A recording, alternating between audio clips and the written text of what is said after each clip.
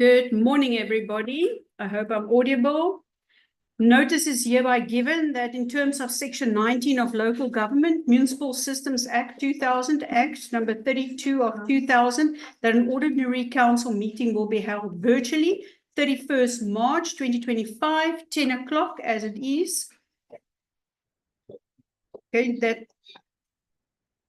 I would like to ask Councillor Benson to open for us.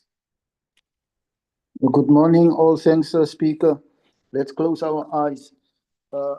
Lord, thank you for another day that you spare us and give us another chance of seeing life and experience life. Lord, I acknowledge that you are the Son of God, and you also say that there's only one way to go to the Father, our Father, and that's through you. And therefore, I call on your name, Jesus, to hear my voice, and that let the words that I speak, that comes over my lips, be acceptable to you. I believe that you died on the cross for us. I also believe that you walk on water.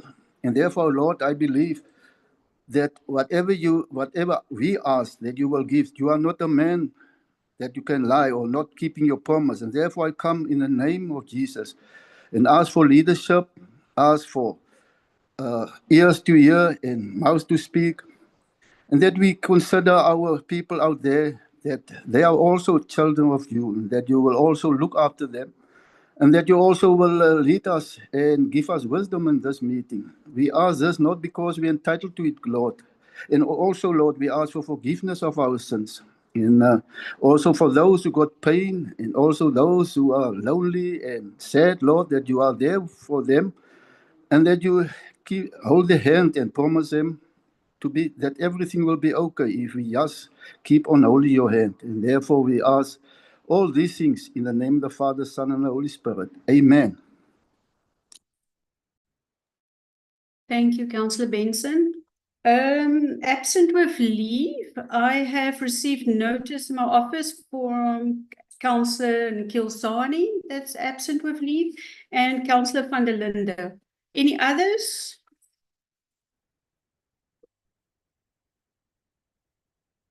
I don't see anybody's hands. I haven't received without notice. Okay, I am going to move to call out Councillor's name. Councillor Zana, I see your hand is up. Oh, good morning, Speaker, and good morning to the meeting. Speaker, mine was just going to record. Maybe I'm going to write as Chief Whip of the ANC to you that Councillor Bach is still hospitalized, but I'm going to send you everything concerning her apology for today. Thank you, Speaker. I just wanted the Council to note that about Councillor Bach. Thank you, Councillor Zana. I will note that. Okay, then I'm going to go through the councillors' names.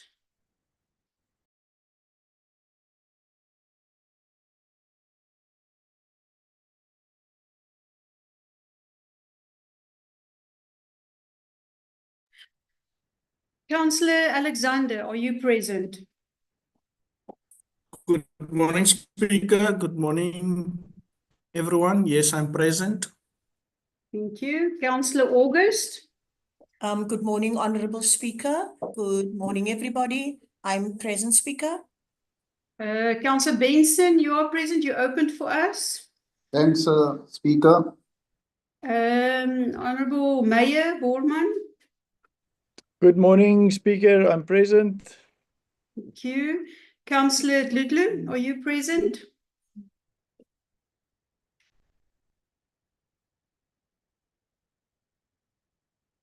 Councillor Gludlu? I am present. Apologies, I was self-muted, but I am present. Thank you, Speaker. Okay, thank you, thank you. Councillor Foley? Good morning, Speaker. I'm present. Thank you. Councillor Gertenbach? Goeiemôre, Speaker. Ek is teenwoordig. Okay. Councillor Heistek? Morning, Speaker. I'm present. Thank you. And I have received from the caucus zone of Councillor Kanusa. I'm expecting that notice. Councillor Himan? Goeiemôre voorsitter, teenwoordig, baie dankie. Thank you. Deputy Mayor Jantjies. Good morning, Honorable Speaker. I am present. Thank you. Councilman Bandana, are you present? Councillor Bandana, are you present? We'll come back to it. Councillor Mabuku, are you present? Morning, Speaker. I'm present. Thank you. Councillor Murray, are you present? Yes, morning, Speaker. I'm present. Thank you. Councillor Nicholson. Good morning, Speaker. I'm present. Thank you. Councillor Chingwane, are you present?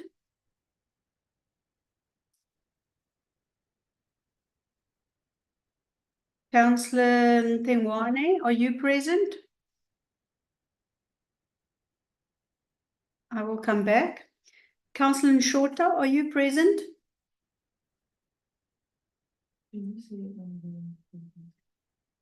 Councillor Shorter, are you present? I will come back to Councillor Oliphant, are you present? Yes, good morning, Speaker. And just wanted to indicate equally, Speaker, I'm on the road to Grahamstown. I might be breaking now and then. So if I totally break, please take note, I'll be on the road to Grahamstown. Thank you, Councillor Oliphant. Noted. Councillor Peterson, are you present? My ma het altyd gesê dat meng jou met die semels en vreet die varke jou op. As long as we do stupid things, I will look stupid. Thank you, Councillor Peterson. I can hear you are present. Thank you. Councillor Ruth.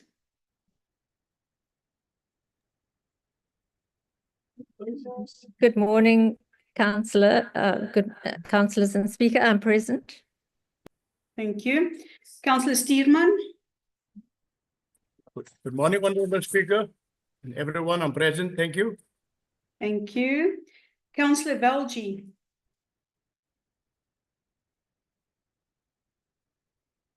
Councillor Velji. Come back to Councillor Velji. Councillor van Niekerk. Present, Speaker. Thank you. Councillor Williams. Present, Speaker. Thank you very much. Councillor Yali.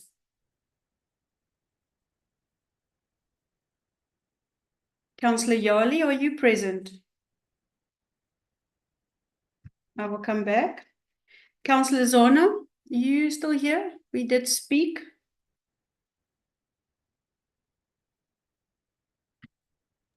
Good morning, Speaker. Yes, I am present. Thank you. Thank you very much. I will go back to the other councillors. Councillor Bandana, are you present? Councillor Bandana, are you present? Okay, please let me know if this councillor comes in as we proceed. Councillor Tengwane, are you present? Councillor Tengwane, are you present? Same for this councillor if they come in later. Councillor Shorter. Councillor Shorter. Same with this councillor. Councillor Volji, are you present? Councillor Volji. Same with this. Councillor Yali. Councillor Yali. Also not present. Thank you, councillors. So I have a few councillors missing. Administration will note that. We don't have any presentations as per number 5. Then we move over to number 6, acknowledgements, condolences and congratulations. Councillor Benson. Thank you, Speaker. I take note of a very important anniversary that was On the 26th of March, Councillor Dludlu and his wife Natasha, their 20th anniversary, wedding anniversary.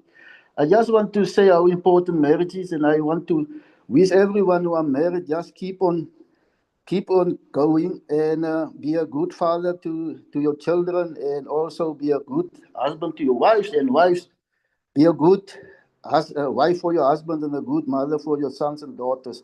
So everyone who are still married, keep on going, and I wish everybody just good luck to go into the future. Thank you, Speaker. Thank you, Councillor Benson. Councillor Peterson. Thank you for being afforded the opportunity to express a certain condolence to the last council meeting. I mentioned the name of a Mr. Tommy Jacobs that has been a victim of maladministration within the Koga municipality, while we have been affording privileges to others. I would like to express my condolences for the injustice that was caused to him in his lifetime. But since he's passed and he's never seen and experienced the fruits that was supposed to have been given to him or afforded to him, also same as we are trying to afford to our white elite. So I just want to express my sincere condolences to the passing of Mr. Tommy Jacobs. And I pray that the injustice caused to him will not continue during our lifetime. Thank you. Thank you, Councillor Peterson. Councillor August. Good morning, Honourable Speaker. I can't congratulate myself, but I'd like to make it known and announce that myself and my hubby have, for the first time in our lives, become great-grandparents. Thank you. Morning, Speaker. I'm present because I have a connection problem. I'm in the meeting. Thank you, Councillor. I can see Councillor Bulgy. I will add you to the list. Thank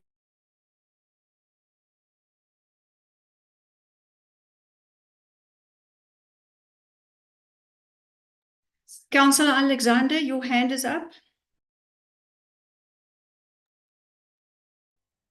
Good morning, Speaker. Speaker, I also just want to convey condolences to Sunny Rousseau, soos ons almal hom ken, a former municipal employee who also passed away sadly last week. So just condolences to the entire family. Thank you. Thank you, Councillor Alexander. Councillor Foley. Thank you, Speaker. Speaker, I would just like to congratulate you as well with your recent election as Speaker. I hope that you will have a fruitful term ahead of you. Thank you. Thank you, Councillor. Any other hands? Councillor Steerman. Thank you, Honourable Speaker. I would like to take this opportunity to congratulate one of the historical Khoisan leaders, like in the past with a huge footprint, the House of Klaas and David Steerman, for being applying for recognition. So soon, hopefully, Koga will never be the same. I thank you. Thank you, Councillor Steerman. Any other hands? Congratulations. I don't see any other hands. Yeah. Then I'm going to move from item number 6 to item number 7, statements or communication by the Speaker. Councillor Zana, I see your hand still up there. Thank you, Speaker. Mine is not on the congratulations or any from what you are coming from, but I'm rising on a point of exigence that I want you to afford me an opportunity to address council on it. I tried last week, but I was told that the rules of order were suspended, so hence I'm raising it now so that you may find a way of putting it in the meeting. Thank you. Thank you, Councillor Zana. I'm going to allow it for at the end of our open agenda, so I will slot it in there. Thank you, Councillor.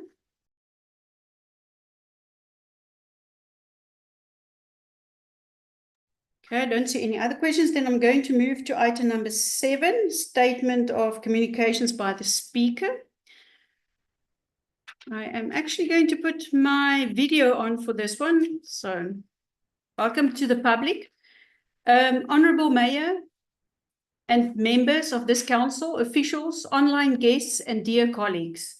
I am before you today with immense gratitude and a deep sense of responsibility as I accept the honor of serving as the Speaker of this esteemed council. I sincerely thank each and every one of you for placing your trust and confidence in me.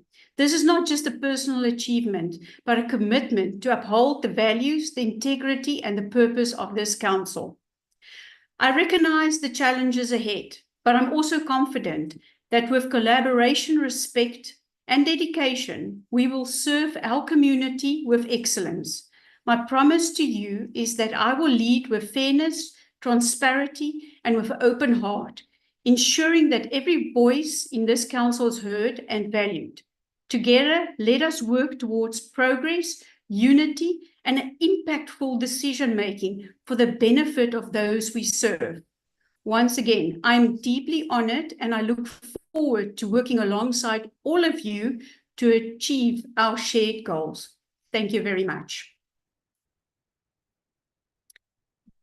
I'm moving then to point number 8, statements or communications by the Executive Mayor, Mayor Borman.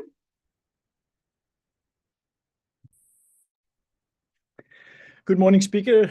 Thank you very much for your wise words. I think it's really wonderful to hear your commitment to not only this council but the Kaga municipality, and it's really great for me, to serve alongside you. I would firstly like to thank and honor just Alderman Williams for his work over the last 3 years as Speaker of Council, and I think he has really put a huge step up into the office of the Speaker in terms of processes and structures that he's put in place, and I want to thank him for the work that he did as Speaker over the last 3 to 4 years. I also want to congratulate you, Councillor Maria, as being elected Speaker of Council. I really do look forward to working with you and working with you together to achieve the objectives that we have set ourselves. And I really do appreciate the passion and the effort that you've already in a few days put in to making sure that you just get on board and get part of the system as soon as possible. And it's really good to just see you step into the position. Honourable Speaker, it's really exciting times to be alive in Kaga municipality and to live in Kaga municipality. There's many things happening nationally that I think should excite us and concern us. I do want to focus on what is happening here in Kaga municipality. And I think there's amazing, exciting things happening, and that I think is going to put great forward momentum into what we want to achieve as a municipality. I do want to touch on some of these big projects that we are moving on and that I think we should be very, very aware of. And I think you will be as excited as I am to get these projects either off the ground or more momentum or continuing with them. We've got the eco-industrial park feasibility that's done in Humansdorp for 499. And this will be one of the biggest developments that we've ever had in Kaga municipality. And I'm very excited to work with the Department of the Trade, Industry and Competition to get this development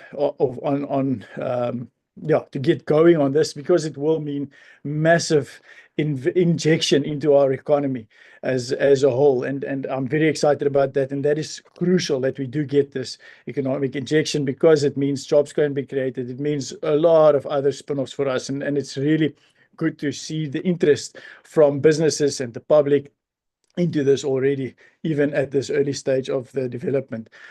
I do want to also mention our electricity projects that we're busy moving with, and as far as SECG is concerned, and we're talking to the University of Stellenbosch, and we're talking to many role players in this environment, and I'm excited about where we're going with one of these strategic targets that we've set ourselves to become less reliant on Eskom. And I think we are getting closer to achieving those goals that we've set ourselves. And I want to thank Director Madat for driving this very specifically for us. I'm excited about ISUP, ISUP being our informal settlements upgrade program, and we have received quite a lot of money for the informal settlement upgrades, and I'm excited to see the movement on that. We're appointing contractors as we speak. We're busy with plans for infrastructure development and upgrades, and I'm looking forward to a Koga municipality where we do not have any informal settlements as we know it today. I'm looking forward to a place where every single home, whether it's a shack or a brick house, has a water connection, an electricity connection, a sewage connection on the earth. There's no more standpipes 200 meters apart. I'm looking forward to the days that's coming where we will have that. And we're working extremely hard to make sure that people have a decent life in Koga municipality. Honorable Speaker, I'm very excited, as you know, also about our roads project that's busy being rolled out, and we're in the phase of going into. We've already got one contractor that's busy working in Humansdorp, and we are also appointing more contractors so that we can move quicker on spending the 200 million rand that we do have available. And as you will know, also in today's council meeting, approving quite a few million rand for the upgrade of gravel roads in this municipality. So this is all very exciting for our road infrastructure. Again, it speaks to economic development. It speaks to us growing as a municipality and our people having a better life. Speaker, this week is also an important week for our wastewater treatment works and for our green drop status. About 3 years ago, we were standing on 19% as a municipality, and we are adamant. That's why we set it as one of our goals to improve this, dramatically improve this. And I think over the last 2 years, Director de Kok and his team and Director Madat and his team, as well as the finance department, has made tremendous strides in making sure that we upgrade our wastewater treatment works, that we make sure that it is on a high standard. And even though after this green drop assessment that's coming this week, we know we won't be at 100% yet. We will have made huge strides forward, but we will continue to make sure that we get better and better as far as wastewater treatment works are concerned, because it is a huge responsibility, and you only see the effects of not having proper wastewater treatment works when it is not there. So it remains a huge responsibility for us, and why we are spending quite a lot of money on that. The progress on our KwaZulu wastewater treatment works, the progress on our Luri and our Hangi wastewater treatment works are all progressing very well, and I'm excited to see the movement on these. Speaker, then also our customer care focus is really going well. I'm excited about how we are upgrading and the amount of staff that are taking responsibility and ownership of their jobs in terms of how they engage with the public, how we assist public to just as a municipality give a better service to our clients who are our residents. And I do want to thank all our departments for driving this very hard, and we are still not where we would like to be, but we are making good progress on that. We're in the process now of finalizing our pilot phase of our customer service charter as well, and we will be rolling that out to the public very soon, so that we can make sure that we are held accountable to the high standards that we set ourselves. Honourable Speaker, I've just come from a conference where there was a lot said about ethical leadership, about ethical staff in local governments. And over the last 8 years, we've made tremendous strides in appointing quality staff in our administration. And I'm really proud of the amount of staff that we have that are really ethical, that really does the right thing, that are qualified, that service our residents to their benefit, to the benefit of our residents, because that's what our responsibility as a municipality is. And we have come a massive long way. And I don't think we've ever had the capacity and the quality of staff in this municipality that we have right now at the moment. We are still some way to where we want to be, because we do still have staff that's just not performing at the high standards we want to, but we are making massive progress in terms of that, and making sure that performance is cascaded down, and making sure that we have the right people on the bus to take us where we want to go. And I want to just be here in council. I want to be very clear. And I made a commitment to our LLF the other day, that I will say it in this council, that there is no place in this administration for political interference. We will not allow any political position to interfere in the administration. The MM is responsible for our administration, and he will remain responsible for that. If councillors want to have any say or any inputs or any questions or anything from their side into the administration, we need to work through the office of the speaker, through the office of the mayor, through the office of the MM. Those are the platforms that we can use, and that is it. So we cannot allow interference. It is actually in the code of conduct for councillors that no councillor may interfere in the administration. So let's take that seriously, please. This also was very clearly discussed, or very specifically discussed, in our local labour forum last week. Speaker, it is our last full budget cycle that we are going into now before the end of this term. And it is a time to reflect on what has happened. It's a time to push for our last, to make sure that we make the huge effort to reach the targets that we've set ourselves.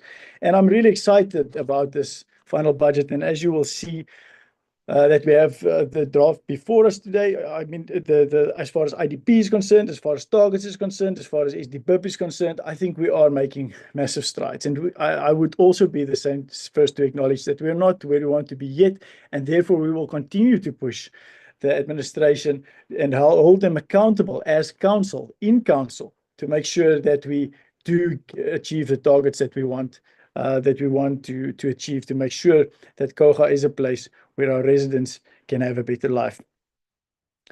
Speaker, there's also, obviously because you are now the speaker, there's some new changes coming to my mayoral committee, and we will also have some portfolio representatives that will change, and we will communicate that.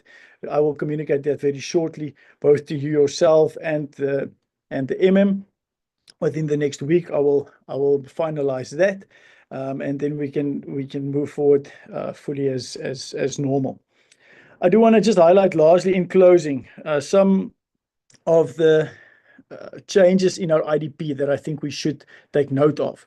And it's small changes, but it's significant changes, and I don't want council to miss that, because it is council that directly decide what these should be. And as far as our vision statement is concerned, and this is a small thing, but it does make a difference. We have changed words around in terms from good governance through service excellence to say service excellence through good governance, because we believe that through good governance we can achieve service excellence, and not the other way around.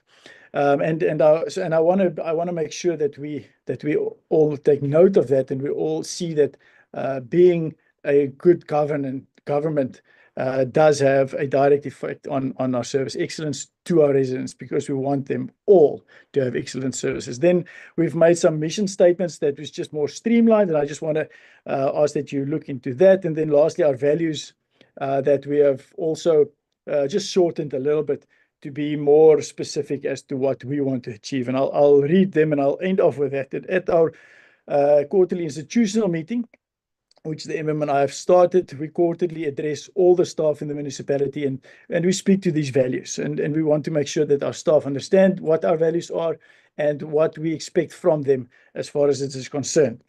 We speak about accountability and transparency. We speak about efficiency and effectiveness. We speak about equity and respect. We speak about integrity and professionalism. And we speak about empathy and compassion. And if we achieve these 5 sets of values, I think we can become the model, the blueprint of what a flourishing South Africa can look like.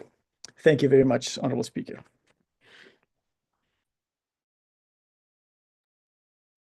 Thank you, Honourable Mayor. That was quite a lot of info, but very extensive explanation. I'm moving to number 9, disclosure of interest. Are there any councillors to disclose any interest? Councillor Zana, your hand is up. Thank you, Speaker. Sorry to be taking you back, Speaker, but I think you might have missed, or it's me, the roll call of administration. I don't recall you doing it. Thank you, Councillor, for reminding me. I did see them all, but we can go through them. Thank you.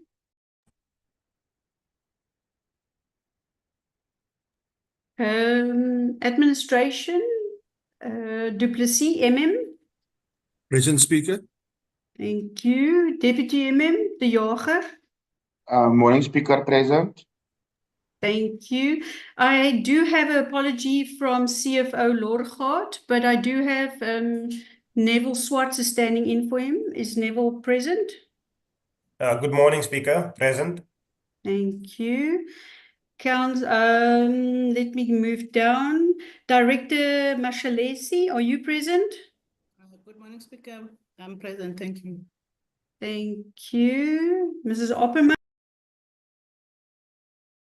She is next to me. Director Ramakawela, are you present? Morning, Speaker. I'm present. Thank you. Mrs. Rousseau is also sitting with me, she's present. Director De Kok. Speaker, Director De Kok is on leave, and Mr. Jacques du Toit is acting in his behalf. Thank you for that clarity, MM. Director Medad. Good morning, Speaker, councillors and colleagues. I'm present. Thank you.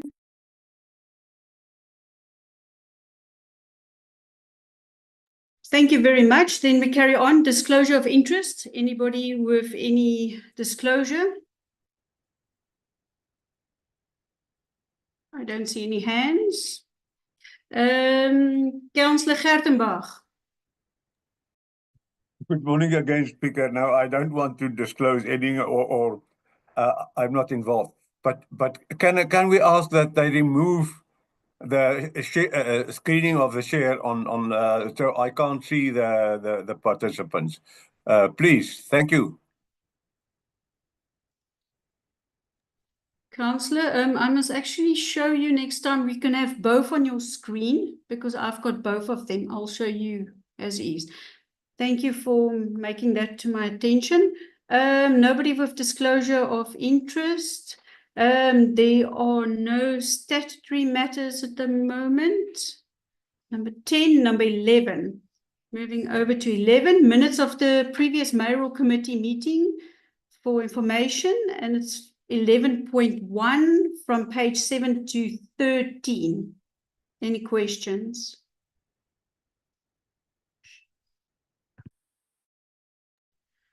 Any corrections?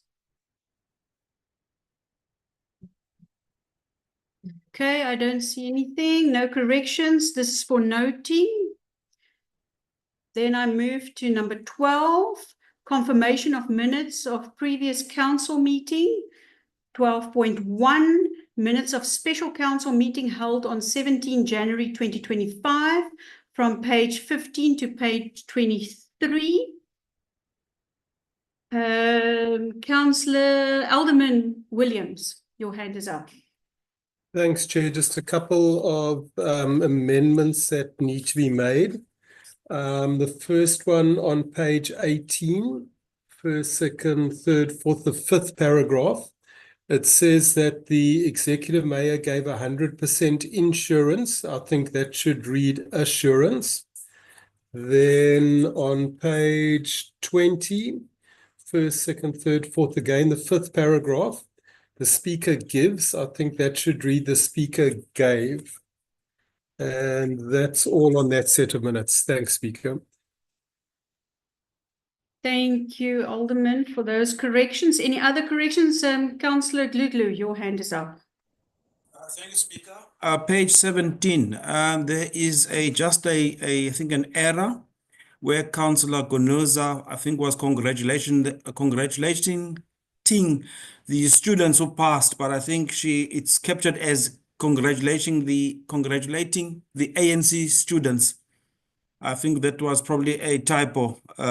It should be that the wording ANC should not be there. I think it should be all students who passed matric. Thank you. Thank you, Chair. Councillor, thank you for that, but that was actually the councillor's words. Thank you. Any other corrections? Councillor Diddley, is that an old hand or a new hand? It's an old hand, apologies. It's got. Thank you. If there's not more corrections, I need a proposer and a seconder. Councillor Willifant.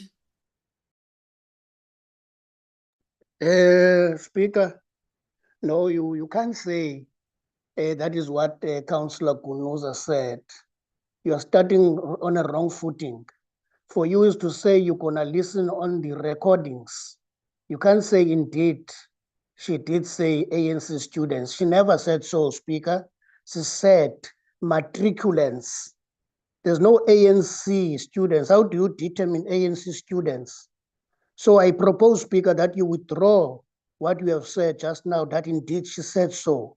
Instead for you, Speaker, go and listen to the records and say you will come back at the next sitting of council to confirm whether she did say so or not. Thank you very much. Thank you, Councillor Willifant. I've got the scribes next to me, but they will confirm and pull the minutes also to make 100% sure what was said. Thank you. Councillor Ruth, your hand is up as well.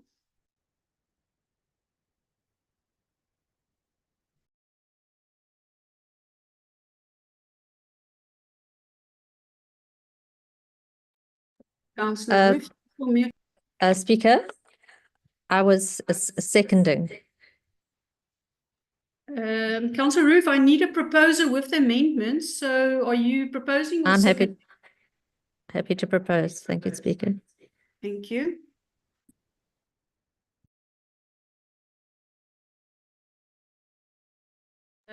Councillor Glutlu. I will second the amendments and the minutes. Thank you, Speaker. Thank you. I take it a second with the proposed amendments on page 18 and 20, and then the administration will confirm on page 17. Thank you. Then I move on to 12.2, minutes of the Ordinary Council held on 29 January 2025 from page 24 to page 43. Any corrections on these minutes?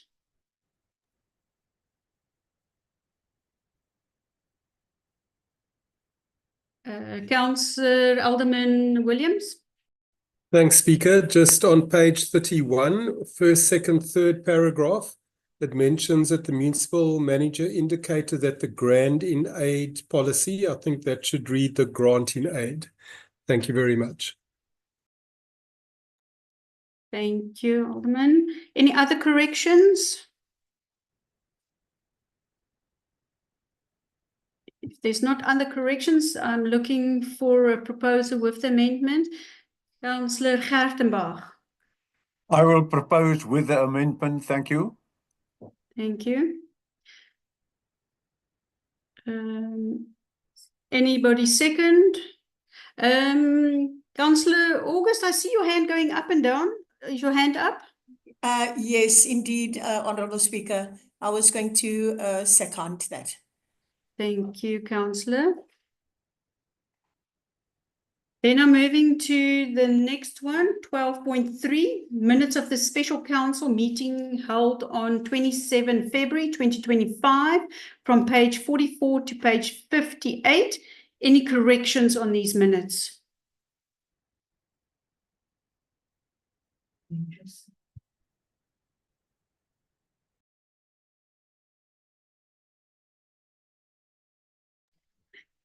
Any corrections? Welcome to Councillor Yali that just joined us.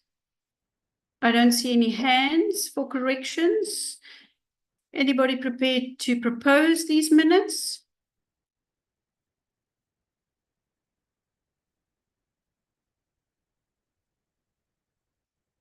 Councillor van Niekerk.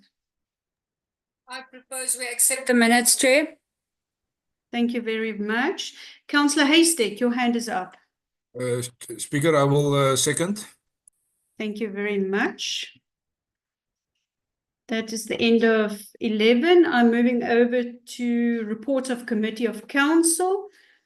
13.1 is a report back from Sarah Bartman, District Municipal Representative. We don't have any reports. 13.2, COHA Audit Committee. We don't have any reports here either. 13.3, Rules and Ethics Committee. We don't have any things here. Councillor Oliphant. No, thank you very much, Speaker. Speaker, this is a entrenched culture now, and it gets exacerbated. And I hear nobody trying to hold the representatives of council at the Sarah Bartman district to account. And it's totally unacceptable, Speaker, because the COHA municipality is represented, and at Sarah Bartman there are meetings held, there are programs held. Why is it that we are not receiving any report from the representatives of COHA municipality at the Sarah Bartman district municipal level? It can't be left unattended to. Today, there must be a resolution, Speaker, that the representatives of council, as per the previous council resolution, that they must sit together and compile a report for council. We shall be left on very important things that are taking place at the district level, because to me, in a way, we are not represented, because if you don't get reports, then you are not represented. That's the bottom line, Speaker. We must hold our councillors to account insofar as them representing us as COHA at that level. Thank you very much. Thank you, Councillor. I've noted all your notes. I'll definitely look into it. Thank you very much. Then I'm going to move over to 13.4, the municipal, the minutes on impact, and I'm going to give over to the chair. Councillor Gluten. Okay, thank you, Speaker. Colleagues, good morning once again. Speaker, I wish to table before everyone else the minutes MPEC C1, which is on page 61. It runs from 61 to 72. This comprises of two sets of MPEC minutes that were held by the committee, the 28th of November and the 28th of January 2025. The reports, of course, are for noting, and this is a recommendation on page 61.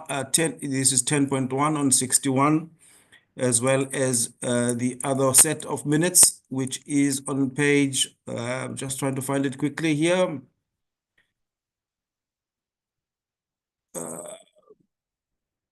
Apologies, it just, sorry, the recommendation covers both sets of minutes up. It is found on page 61. Thank you, Chair.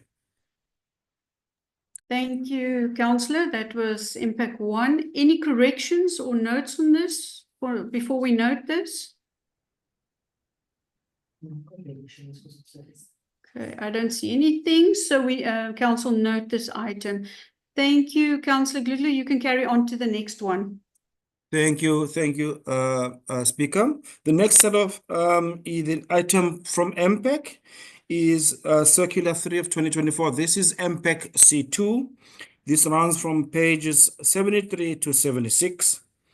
The Circular 3, Speaker, if I may just give clarity, is that MPEC will be required now, together with administration, to submit quarterly reports by way of questionnaires. This used to be done once a year, but now it is quarterly, and MPEC will have this new circular will have to find its expression through the update of our MPEC's terms of reference.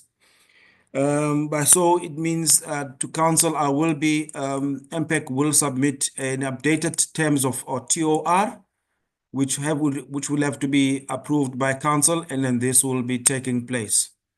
This is obviously page 74. That's a recommendation 10.1, and then to terms or to 10.1 is for council to note the circular from Korta. And then, of course, 10.2 is for the council to note that the recommendations will be coming to council for the adoption of the amended TOR. These are the only two reports for now. Thank you, Speaker. Thank you, Councillor. I don't see any hands for corrections, so Council note these reports. Thank you very much. I also noted that Councillor Nzalani also logged into Council. Thank you. Welcome. That's the Thank you, end. Speaker.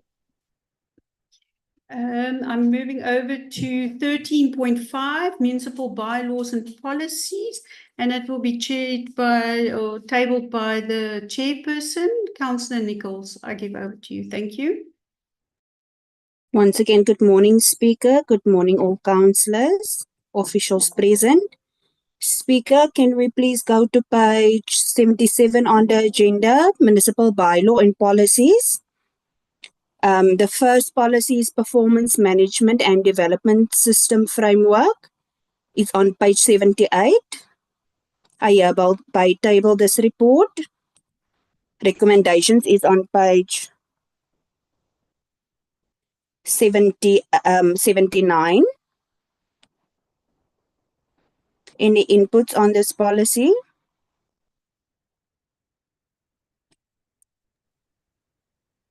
If there's no input, Speaker, can we go to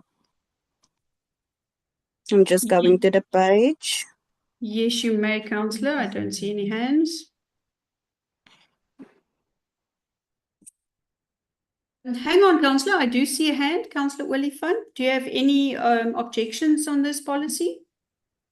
No, I just want to make it easy for the chairperson of that committee. Those policies are already coming from a workshop. I don't think there will be again inputs on it. She should not invite inputs. If there's any gray areas they might have picked up as the committee, she must reflect if there's any gray areas, Speaker, or referral of a policy back to a workshop. But insofar as inviting, in fact, inputs on that, it will be a duplication, Speaker, or repetition, so to speak, of what already has been done at a workshop. Thank you very much. Okay, Speaker, can I then table all of the policies? It's the draft 240 litter bin management policy. That's on page 143 till 155. The revised pauper and social burial policy, page 156 till 164. Approval of terms of reference for municipal bylaw and policy review committee. That's on page 165 till 172. That's all. Thank you, Speaker. Thank you, Councillor. Thank you for proposing all these, and they all carry. Some of them is going for public participation, and it's going further in to all the processes. Thank you for those. Thank you. On 14, report back on mini. I don't have any of those. Then I'm going to carry on to number 15, reports by the Office of the Municipal Manager. And I'm going to give over to Duplessis to table his items. Thank you. Thank you, Speaker. First item is on page 174, and that's the council resolutions as at 29 January 2025. That is MM1. Council resolutions as at 29 January 2025. The recommendations are on page 175. Thank you, Emin. Councillor Oliphant, I see your hand is up. Yeah, no, thanks, Speaker. Speaker, I raised my hand before you handed over to the MM. You have just said, Speaker, that you are passing the Minimac. Can we get a confirmation, Speaker, whether was there any Minimac meetings that have taken place wherein Kocha was invited and Kocha did not attend, or was there no invitation at all for a Minimac in a period in question? Thank you very much. Thank you, Council. I'll have to ask the administration get back to you in writing on that one. Thank you for bringing that up. Do I have any questions on the council resolutions? I have Councillor Heeman as a speaker.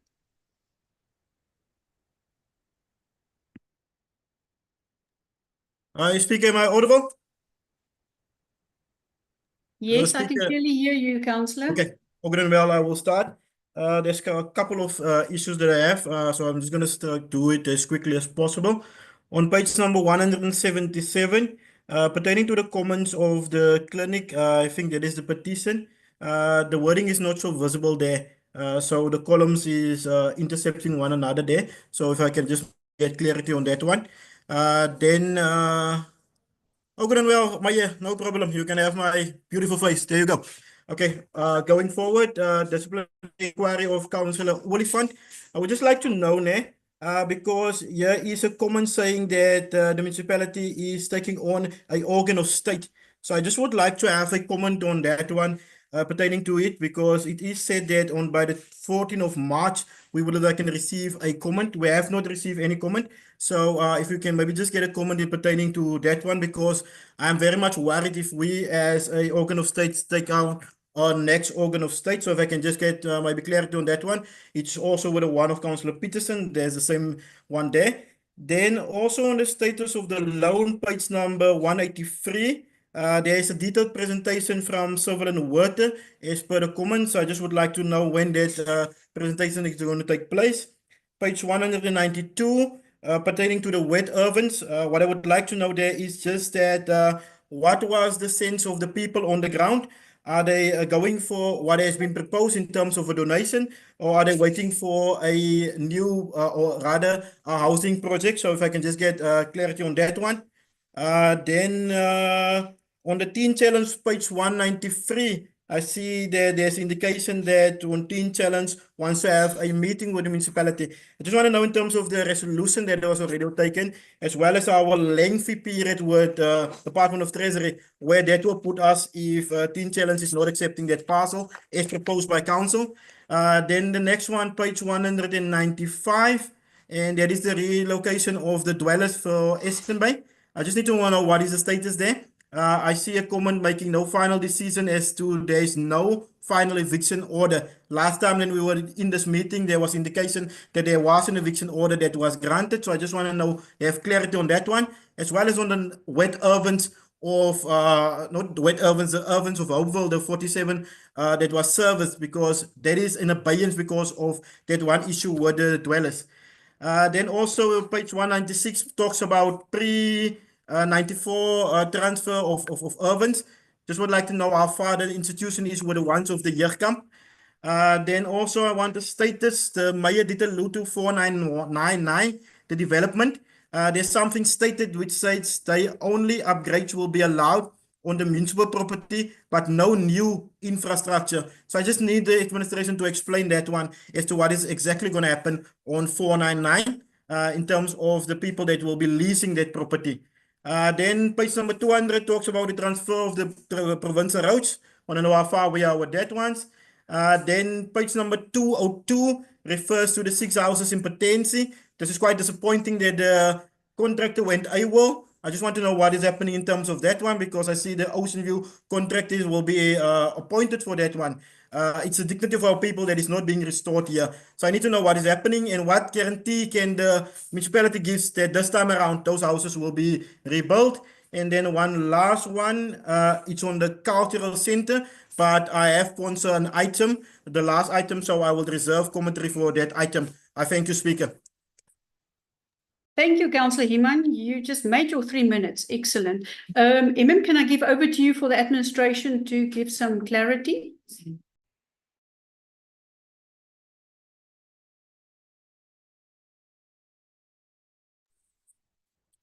Thanks, Speaker. I'm going to give over to Director Ramakwela. I think he's got the most questions that he can start with answering the questions, and we will follow up after he's completed. He's over to Director Ramakwela. Thank you, Emma. Thank you, Chairperson. Good morning to all councillors and colleagues once again. Your Chairperson, the councillor went very fast there, and I think he was so fast that he didn't even make reference to some of the items, but I've captured few. I may just need maybe for him to ask some of the items again. With regards to the wet haven, that was the first question. The wet haven, the majority of the guys do want to take the properties. From the field that we got while we were doing the survey, they are saying yes, they will take on the properties, they don't mind. It was explained, the challenges of the foundation in terms of requirements and the recommendations were explained to them, and most of them are still saying yes, they will take the properties. That is, I think the question was, what was the feel of the occupants? Yeah. With regards to the team challenge, yeah, they did request a meeting, and we're planning on meeting with them. There was a resolution. There is a resolution from council to sell a portion of the property which was applied for, but they don't seem very happy with that property. They are saying they would rather opt to buy another property, another portion on the same property. So we are still to have a meeting with them to explain the implication of their request in terms of a part of it forms part of 499, and we've got plans already for that portion. But we are willing to meet with them and explain all available options to them. We still maintain that they can still continue with the resolution that is in place if they wish to do so. The other question was with the issue of 499, one of the questions that I got to capture. The intention there on 499 is we've got a feasibility study. So now we are going to do an environmental study, subdivisions, land use approvals in terms of rezonings, and then do the engineering designs. And then subsequently apply for funding for the installation of infrastructure. In terms of method of disposal, there are several recommendations there made by the service provider to say we can either lease, call for proposal, and where necessary, there is a recommendation that we can sell some of the portions. So yeah, otherwise we do have those recommendations, and it will depend on the proposal that is submitted by whoever wants to invest on the property. With regards to the 6 houses, in patency, Councillor, you're right, it's very, very disappointing. We tried so much to negotiate with the appointed contractor to say, please at least comment. It's an urgent project. I even had to go to patency to meet the beneficiaries, and it's very, very disappointing. But due to the delay that we have since resolved, because we reported it to the Department of Human Settlement Province, and they're saying, no, it's not a problem. They've got appointed contractors, and they're saying, no, we can write to them or request to them formally that they use one of the appointed contractors to commence with the construction of the 6 houses. We've since done so. We are waiting for a response from the Department of Human Settlement, where we will be following up to see if there is any progress, and then subsequently proceed. At least the contractor that they are looking to use is already working on some of the housing projects here in Koha. So we believe it will be much easier. Chairperson, I missed some of the questions there. I think the councillor was going very fast, and I didn't get clarity on some of. I was not very clear on some of them. The one that I've got was the transfer of the 1994 properties, pre-94 properties, where we are now in the process of finalizing. It has been done. I believe the department is assisting with the transfer of those properties, and it's in progress. So yeah, that the transfer of the 94 ones, it's in progress. I don't know, Chairperson, if the councillor wants to ask, maybe re-ask some of the questions again. I think I missed some of the questions, Chairperson. If the director can just give clarity on the status of 499.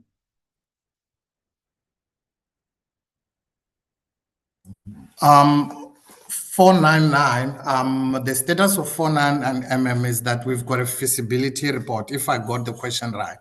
We've got a final feasibility report where the appointed service provider is doing design guidelines now just to guide us in terms of development. We are now appointing environmentalists, engineers, and planners to get the necessary approvals and layout plans, wherein after approval by the MPT, we will then approach a DTI to see if they can assist with implementation or installation of infrastructure. But the feasibility report is finalized and we are waiting for appointment of professionals for the necessary pre-planning approvals. Thank you, Chairperson.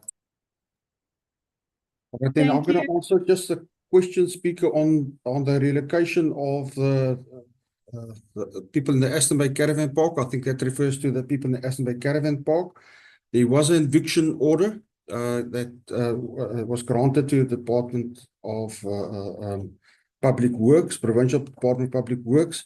They, however, did not follow through on that eviction order. So as I understand that the eviction order has now lapsed and has not been executed.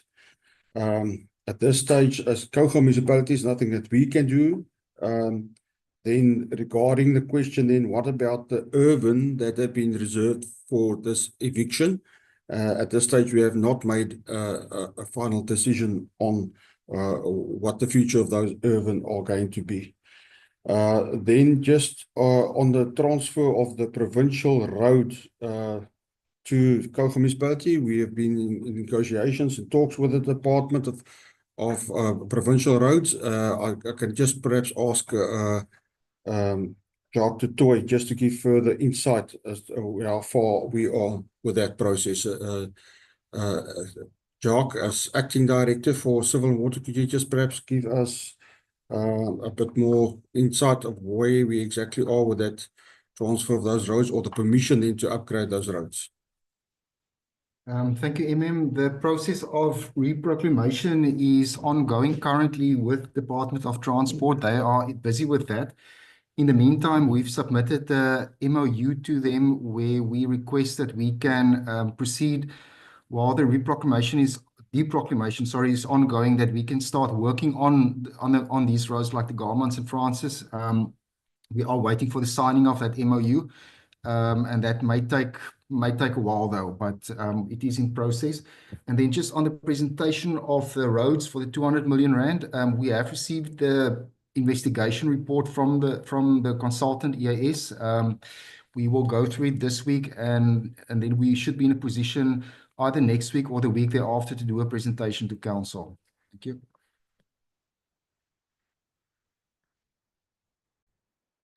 Thank you, Jacques. Then there's one question still about Councillor Olifant and the case against the organ of state. I'm going to give over to the Deputy Municipal Manager to reply on this if he's in a position to. Mr. De Jager.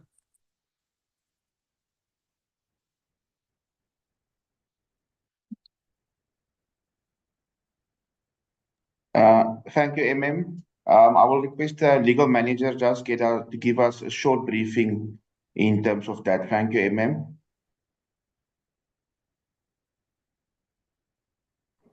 Thank you, Speaker. In respect of the legal litigation matter, there is a full report on the litigation matter instituted against the Office of the MEC for COCTA in the confidential agenda.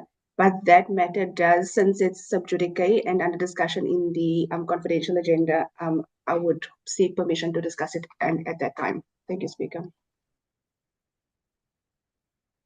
Thank you, Speaker. I think there's one question right in the start that we haven't dealt with. I couldn't follow exactly what Councillor Iman was saying. Right in the beginning of his questions, Councillor Iman, there were one or two questions. Can you just repeat those first two questions and see if we have dealt with them? Thank you, Councillor Heeman, it was about the petition on the clinic, but I would like to just hear if you had clarity on the other ones. Councillor Heeman. Thank you, Speaker.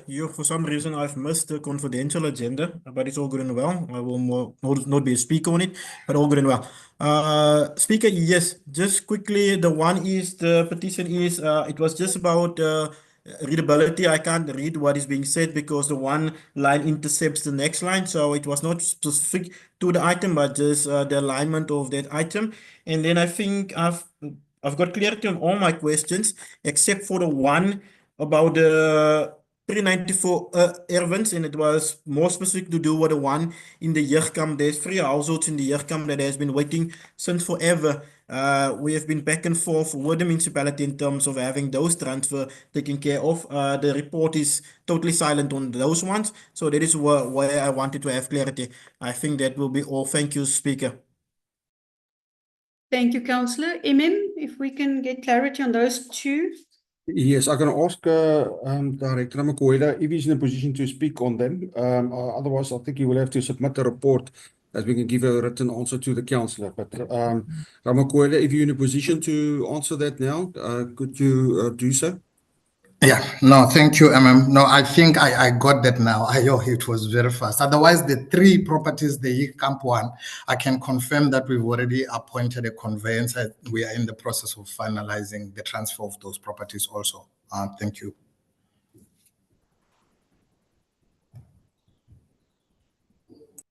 Okay, Thank thanks, you, Speaker. I think that Chairperson. we're done. Thank you very much. And I get thumbs up from Councillor Himan. Councillor Peterson, do you have a question of clarity? Yes, thank you, Speaker. My question of clarity stems from a discussionary item that came up through the municipal manager's response with respect to our provincial roads. Remember, when this item surfaced in council, I requested or asked or even stated that if we as Koga municipality made application to the provincial government to ask for all the roads in our demarcated boundaries, it would make sense. And I want to check with the why we find it impossible to make application for all the provincial roads so that we can maintain all the provincial roads and not just the sections that caters for the white elite. That remains my concern, that if we want to approach government, with respect to provincial roads, let us please apply for all the roads, because I know it would be better for government if the local municipality does the maintenance of all the provincial roads and not just the sections that we want to give and maintain to protect a certain interest. Thank you, Speaker. Thank you, Councillor. On clarity on this question? Speaker, this issue was debated by council previously. There is a council resolution that has been taken on this issue. And if council wishes to amend that, they will have to take a new council resolution on this. So I just remind you that there's been a council resolution that we are acting on. Thank you, I don't have any other speakers on this item. We note this item as council. Back to you for MM2. Thank you, Speaker.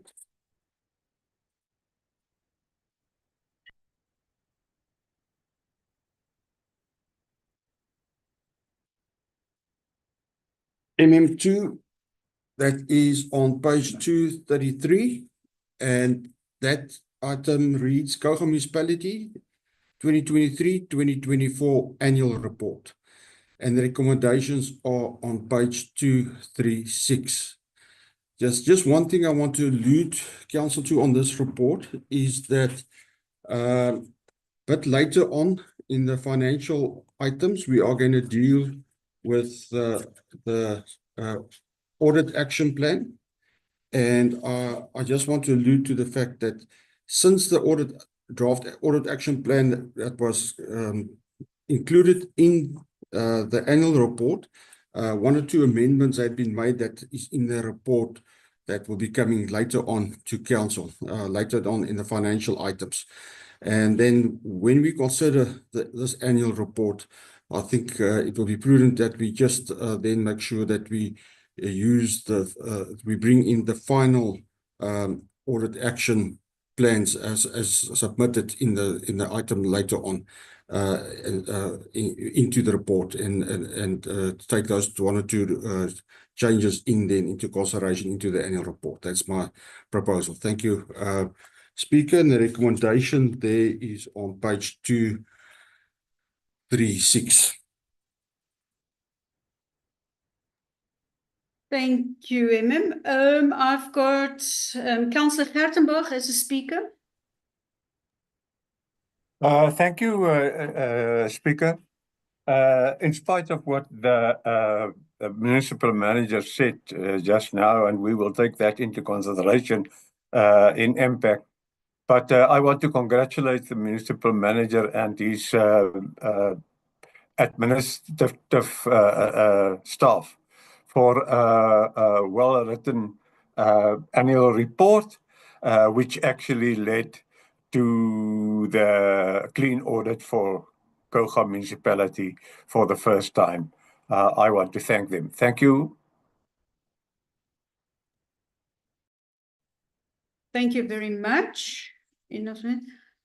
I need a councillor. Emmy was talking about amendment to this recommendations. I need a councillor that's going to propose these changes. Honourable Mayor. Thank you, Speaker. I hope I propose this correctly, so please help me if I'm wrong. But I want to propose that, as the said, that we adopt the later report as the actual report in this item as well, and that we just so that we have the same one in this item as well. Thank you.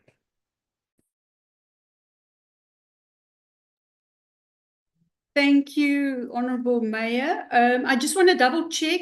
Is that it's the later report we are referring to?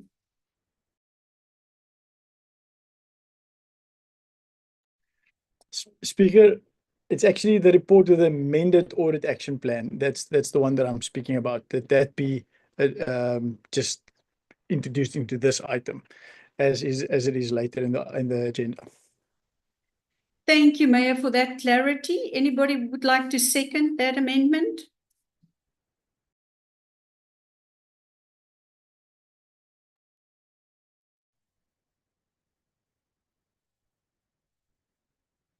Councillor Gludlu, yes.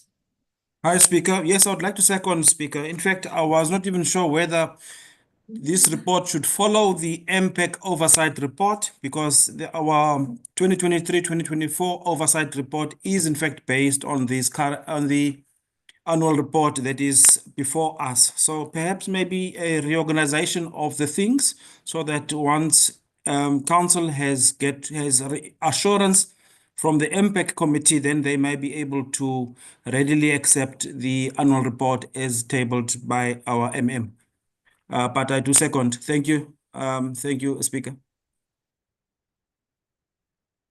Thank you, councillors. So we can make sure that the latest reports go out. Thank you for that. Any other clarity questions? I don't see any other hands on that. Thank you very much. MM3, thank you. Thank you, Speaker. MM3 is on page 708, and it reads Municipal Public Accounts Committee 2023-2024 Oversight Report on the 2023-2024 Annual Report. And the recommendations are on page 710 or 710. Thank you, I have Councillor Gertenbach as a speaker. Thank you. Thank you, Speaker. Once again, I want to congratulate the chairperson of MPAC and the MPAC committee for overseeing this annual report and drafting of the oversight report. Thank you very much. Thank you, Councillor. I don't have any clarity hands. Councillor Zana, your hand is up for a clarity question. Thank you, Speaker. I just want perhaps to establish with you, Speaker, before I engage, because I did submit myself as a speaker on all items of council, but seemingly I'm not being covered by that, but I was just kicked out of the meeting. However, if you were to grant me the opportunity to continue, Speaker. Yes, Councillor, you can go ahead. Yes, Speaker. Mine is just perhaps on this one, I'm on page 719 on the recommendations that were made by MPACT on this report, a pity that I could not engage on the report because I was out of the meeting because of network. I just want to establish, because in terms of the recommendation there, 4.1 and 4.2, that the Water Services Authority develop a program for action to ensure that all water service points are measured by meters, including community water taps. I also heard the mayor speaking to something similar to this. I just wanted to check in terms of this. Is there any plan in place for us to achieve what is being recommended by this impact committee, and also in the formalization of informal settlements, that to provide acceptable service to such settlements? Because we all know, I also think the mayor have spoken to this. Is there any, what's the latest development around these particular ones, Speaker, through you, in terms of 4.1 and 4.2? Is there any move from the institution itself to deal with these 2 points? Thank you, Speaker.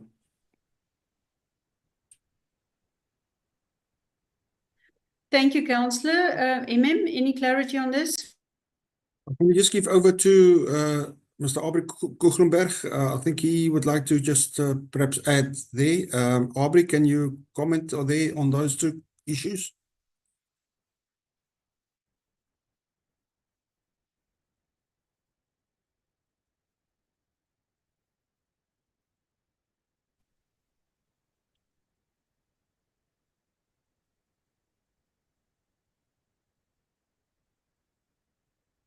Is Aubrey on? Aubrey, can you hear me? I can hear Speaker I can hear. I don't know if you can hear me. Okay, we can hear you. Can you please just comment there on the comments of the council there with regard to the recommendations regarding the annual report, page 719. On the oversight report. Yes. Speaker, with regard to the plans in place to curb the losses, it's taken up in the draft STBIP as well. This unfortunately deals with the oversight of the annual report for the period ending 30 June 2024.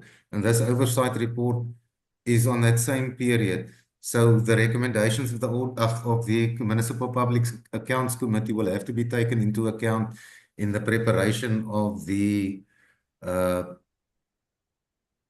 SDBIP for the coming year. I don't know if that is satisfactory.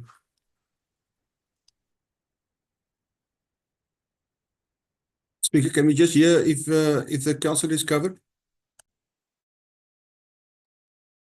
Councillor Zona, were you covered? Yes, Speaker, thank you, and also to Mr. Kuchenberg.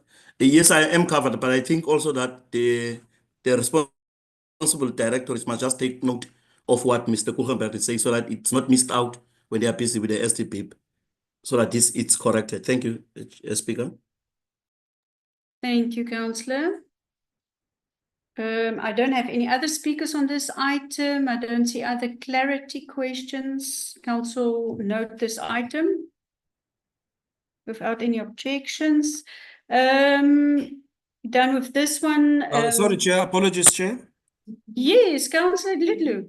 Yeah, apologies if I may just jump in.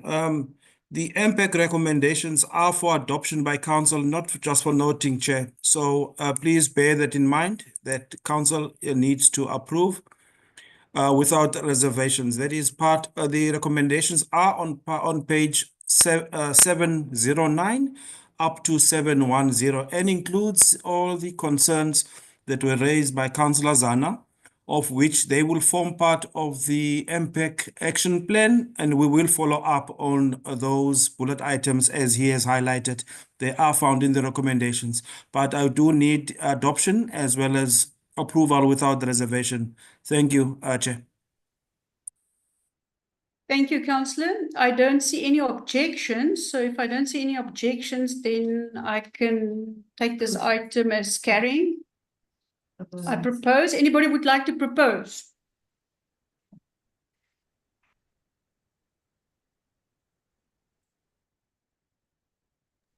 Councillor Gertenbach, you proposing?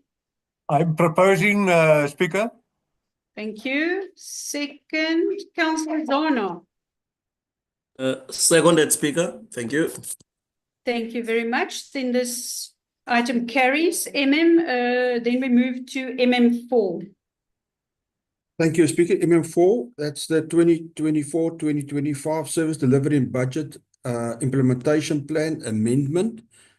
Council would remember that we adjusted the budget, so our budget implementation plan then also needed to be amended.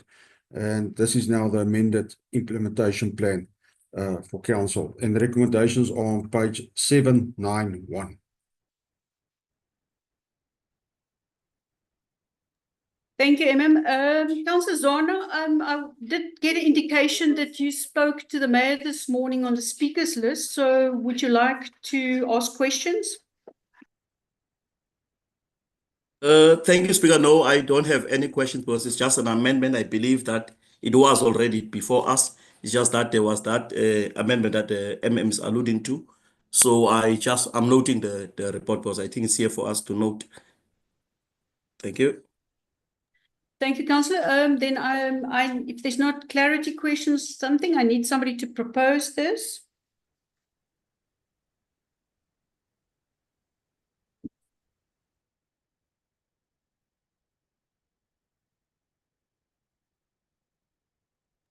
Thank you, Councillor Gluglu.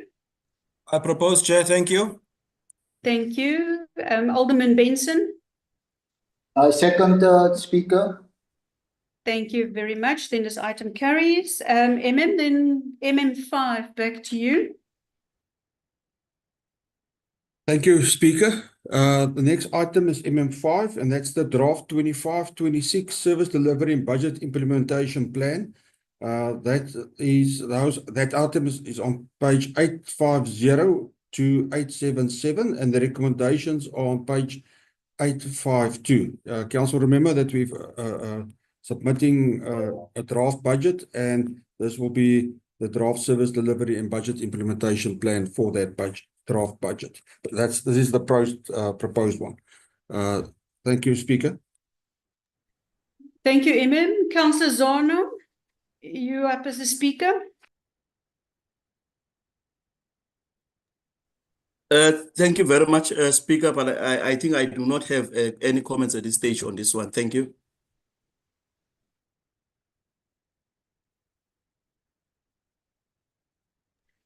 Thank you, Council. And this one is for noting. I'm back to MM6. Thank you, Speaker. Then MM6 is the tabling of the draft, the reviewed 25-26 Integrated Development Plan. That is from page 878 to 1318. It's quite a big document. The recommendations are on page 883.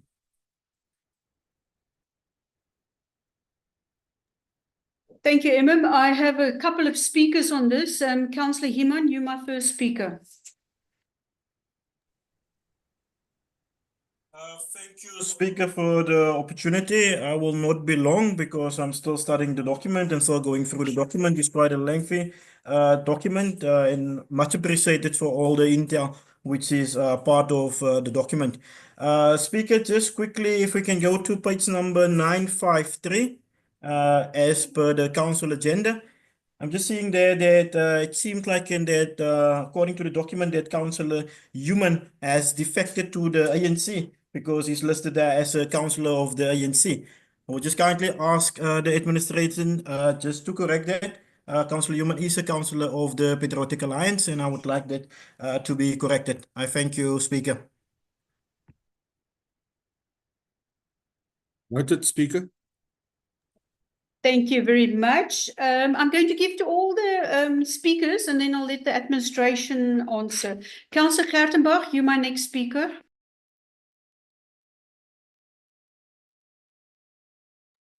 Thank you, Speaker. It's an item that is full of information that is quite interesting. But I just think there is a lot of old data in this report or this IDP. For example, and I'm just going to give one example.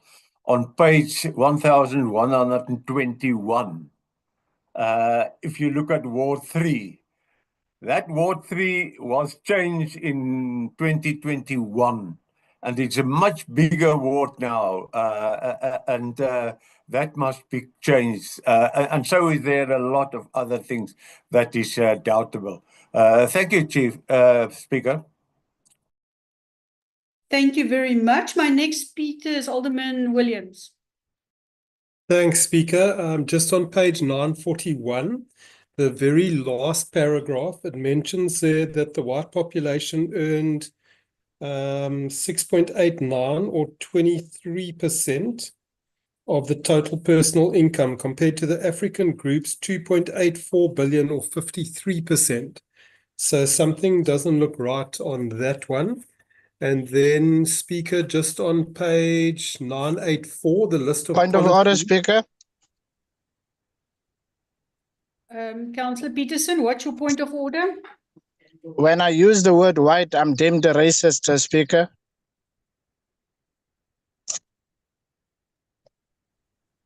Councillor, that's in the wording there. But Overall, when I use the word in the wording white, I am deemed a racist. Why are we not consistent in the application of racist when the word white is used? Councillor, I have overruled on that one. It's in the documentation. Thank you. Councillor Williams, you can carry on. Thanks, Chair. Speaker, on page 984, the list of policies, I just had a brief look through it and I noticed that the honours policy is not in there, which might indicate that we have other policies that also haven't been included in the list. So if the administration could just have a look at that. Thank you very much. Thank you, Alderman. My next speaker is Councillor Gluglu. Thank you, Speaker. Just a correction. I think it was highlighted by Basil, but not completely. My surname on page 953 is not captured correctly. Councillor van der Linder has got an R at the back, at the end of his surname. There should not be an R. In the next page, under community services, in the description of the portfolio committees, page 954, we've got Councillor Gregor Steerman, who's captured as just Greg. So under community and corporate. So maybe just those corrections, if they can be actioned, I would appreciate that. That's all too for now. Thank you, Speaker. Thank you, Councillor. And then my last speaker is Councillor Zona. Point of order. Oh, there's a point of order, Speaker. Who said point of order? I cannot see who the person was. Councillor Human, Councillor Imam, what is your point of order? can I just kindly ask Councillor Glutlu to refer to me as Councillor Human and not just by my first name as Basil? Thank you. Thank you. Councillor Glulu, can you please refer to Councillor Himan, not Basil, but Councillor Himan? That Councillor Basil Human. Thank you. Councillor Zona. Thank you very much, Speaker. I think a lot has been asked and debated on this, but I just wanted, pardon me, clarity in terms of the IDP priorities, in particular when it comes to the different wards, if these priorities were all met, and if not, what will be done to rectify that? I think that's the only question I have in terms of this particular item, because on the IDP priorities, if in the different wards it was met in the past financial year, and if not, what is going to be done to rectify them? Thank you very much, Speaker. That's the only one I wanted to ask. Thank you, Councillor Zona. MM, I'm going to give you over to answer all the questions that all the speakers had. Thank you. Thank you, Speaker, we are going to take a note of the improvements that we have to make with spelling mistakes were made, and also Alderman Williams's comment just to recheck those policies. We will do that. Just as far as the IDP document is concerned, we are going to into a period where we now with the draft budget and this draft IDP going to the community, and where we are going to give report back on all the priorities as listed for every ward. And we'll give feedback on the progress on all those projects that are have been listed there. Now, some projects are easier to implement or easier to get finance for than others. So that process will be rolling out now in the coming month. We will do this for each and every ward in this regard. So every budget, with every budget, we obviously look at the priorities and it's got to go. Those priorities all compete then now for funding from different sources, depending on what the projects are, and we try our best to then achieve those goals. So that detailed feedback will be given back to the communities when we go back to them now and report back with the draft budget.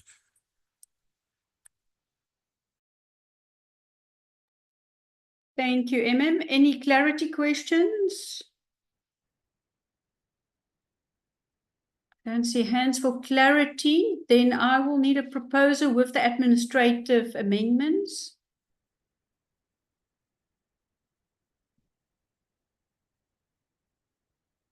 Councillor Gluglu.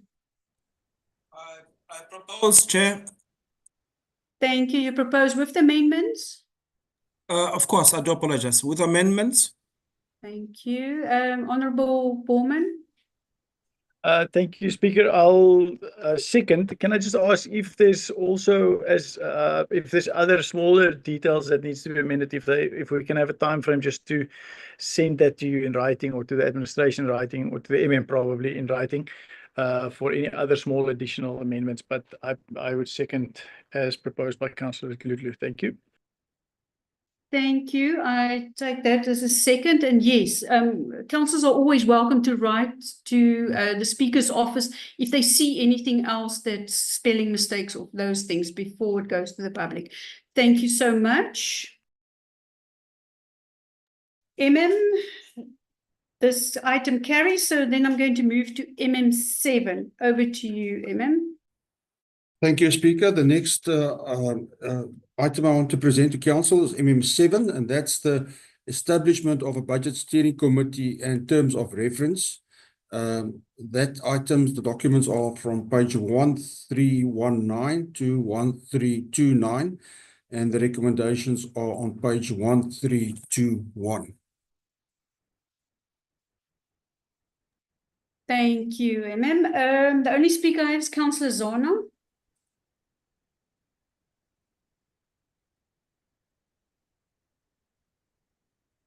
Speaker, thank you. I'll not have any clarity or comments on this one. Thank you. Thank you very much. Are there any objections on this item? I don't see any objections, so we carry this item then. Thank you.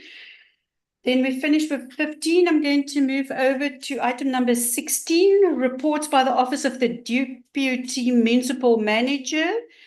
I'm going to give over to the Deputy Thank you. Thank you, Speaker. The item is on page 1331. It is media and communication branded corporate clothing, and the recommendation is on page 1333. Thank you. I table this item, Madam Speaker.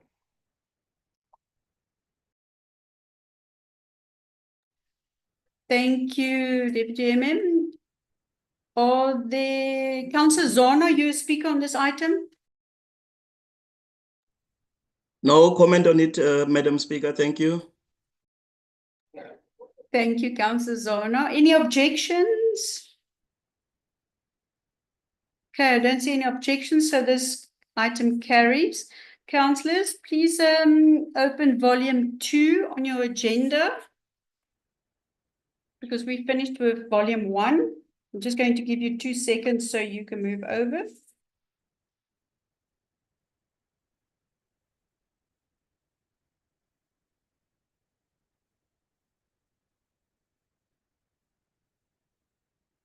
Okay, I hope everybody's got their volume 2 open. I'm going to go straight to number 18.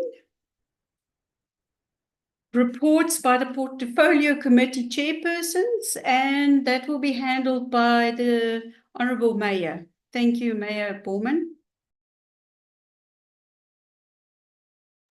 Thank you very much, Honourable Speaker.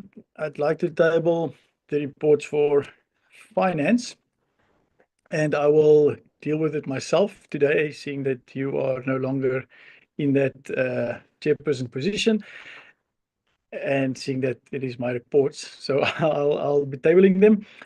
Firstly, I would like to table the report for Finance Economic Development FED1 on page 8. It deals with the Anki Mini Fresh Food Market. If you go to that page, you will see well, the details there and the recommendation on page 11. I table this item. Thank you, Mayor. My first speaker is Councillor Himan.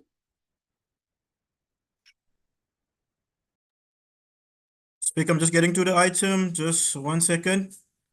Thank you, Speaker. Yes, Speaker, I would just like to express my disappointment in terms of the Hankie fresh food market. First and foremost, the lack of feasibility study that was supposed to be done just to ensure that such a market was necessary for the Gamtoes area. Then also a concern is the comments coming from the side of Eskom in terms of beneath the overhead lines there.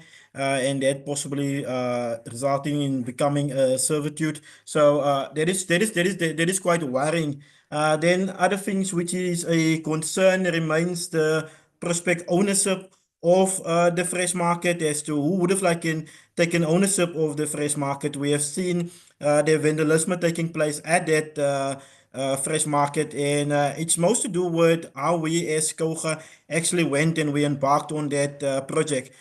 So for future embarkments, I would really ask the department to be more hands-on when it comes to matters of this. It cannot be that we are spending money, and I see it's close to just over 50% that has been spent. So it cannot be that we are spending money, but we are getting no value back in terms of what has been done. I don't know what is the secondary plan now in terms of reviving this, and I would like to know from the department as to how we are going to revive this on money that has already been spent in terms of the unspent budget, if that was roll over to a next financial year, or is that somehow in abeyance? So that is something that I also would like to know as to what is happening in terms of this fresh market. It was something that was going to be unique to Hankie. We know Hankie is known for its vegetables and things like that. So for the Smous, the Manobistraat, it would have been a great opportunity, but just a pity that there was not much thinking going into when these things were put into plan. It wasn't made part of our spatial development plan.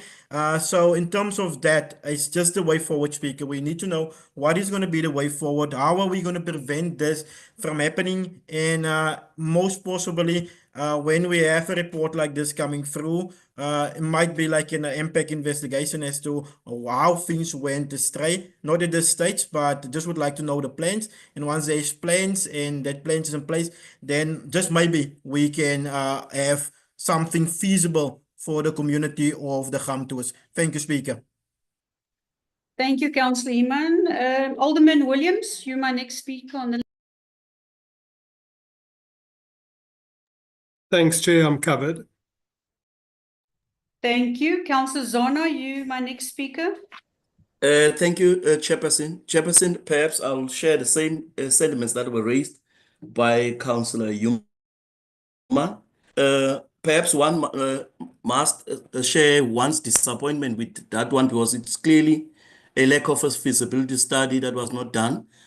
Also, the location of that place, to me, I see it is covered here on page 9 in terms of it's built or constructed under the telecom line, not telecom, pardon me, the ESCOM lines, which is quite dangerous. We've always encouraged communities never to build structures under such ESCOM lines, but we power lines, and we have seen that we as government have done that, which was totally wrong.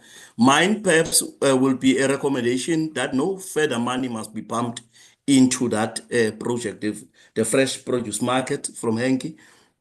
But instead, we should go ahead and seek a demolition certificate that we demolish this that structure and perhaps look for a more suitable area so that in future we get a more we do a feasible study at a location that will accommodate what the intention of this particular project produce market was for. But the current stage where it is, it's true that it's a health hazard, and it was a fruitful and wasteful expenditure from where I'm seated, because that thing has never operated in one day, and more money is planned to be spent on it. So I'm saying, let's rather go and demolish the structure while we have not had any loss of life, because people that are going to citrus, that are working on citrus farms, are commuting or are also using the transport at that particular point. So in the mornings, it's going to be very dangerous if you are going to go into dark winter nights and having a structure that is unoccupied or occupied by people that should not be occupying it. So mine is to recommend to council today, let's demolish that structure and perhaps let the investigation also be sent to impact for investigation so that we close that particular chapter. Thank you very much, Speaker. Thank you, Councillor Zona. I'm going to give it over to the administration to answer some of the questions.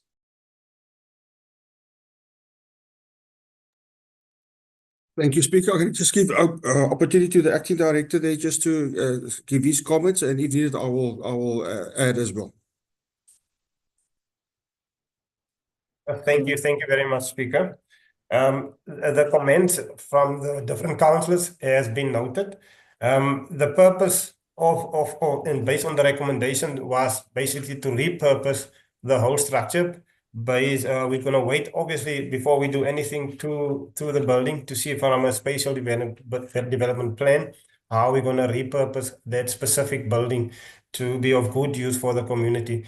But as I said, at this stage, we're still waiting in terms of the spatial development framework plan to see how we're going to repurpose that specific building. So that's a comment on it, but all the comments from the councillors has been noted. Yes, Speaker, if I can just add there, I think there's a couple of things in play with regard to that premises as well. So, and I think one of the reasons why it was that site was chosen was that there's a lack of suitable sites to be available for this fresh produce market, and that was one of the reasons I think when it was decided on that one. There were prior council resolutions regarding this the location of this premises. But Speaker, I would just propose before we just do a recommendation or accept a recommendation that just demolish it, that we just await a report from this department as to the future of the fresh produce market, and if they want to have it at another premises, or what's the process, or what can we do around that. And I think they must prepare such a report to council as soon as we've got clarity, and after they've also had discussions with the department responsible for spatial development, and also the town planners of the municipality about suitable alternative spaces, if there are any, in this regard. I think I'll leave my comments at that. Thanks, Speaker. Thank you, Honourable Mayor, you had some comments? Yes, thank you, Speaker. I'm not against the proposal from Councillor Riemann, but can I ask, the recommendation says that it be repurposed, that council approve the building structure be repurposed as part of a precinct, the plan and beautification of the township entrance to promote township tourism.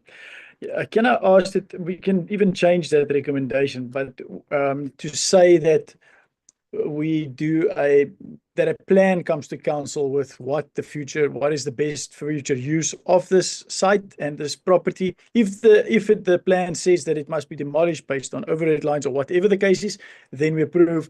Or if it says that maybe we can build some educational facility there or whatever it is, that we then council then considers as to the next step.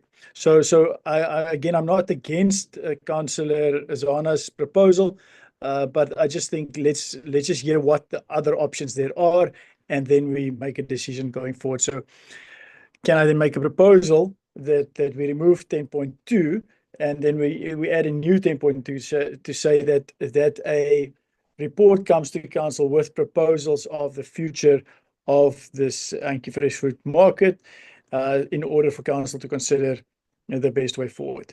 I would propose that we make that proposal as a 10.2, and then that then will come back to council, and then we can consider whether we are in agreement with what Councillor Zana proposed, which I'm not against again, but then we can just make an informed decision as to what is proposed as a way forward, as far as details are concerned. Thank you.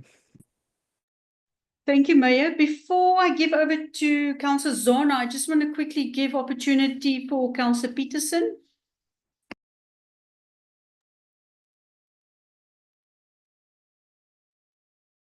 Thank you, Honourable Speaker. I like how the Councillor Hatton now affords the opportunity for proposals from Councillor Peterson, sorry, we cannot hear you. I'm going to ask. Okay, you can't hear me. No, Councillor, we cannot hear you. Councillor, it seems like your signal is very bad.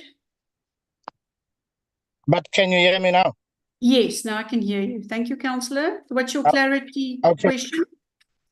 Yes, I said I like how the Councillor Hatton now opens the floor for proposals for this particular structure before it's demolished, but he doesn't afford that to the culture center, which brings into question the integrity of the demolition that is aimed at the culture center. Needless to say, my question that I want to clarity on is, when we did the feasibility, it was raised by Councillor Human and Councillor Councillor Zana.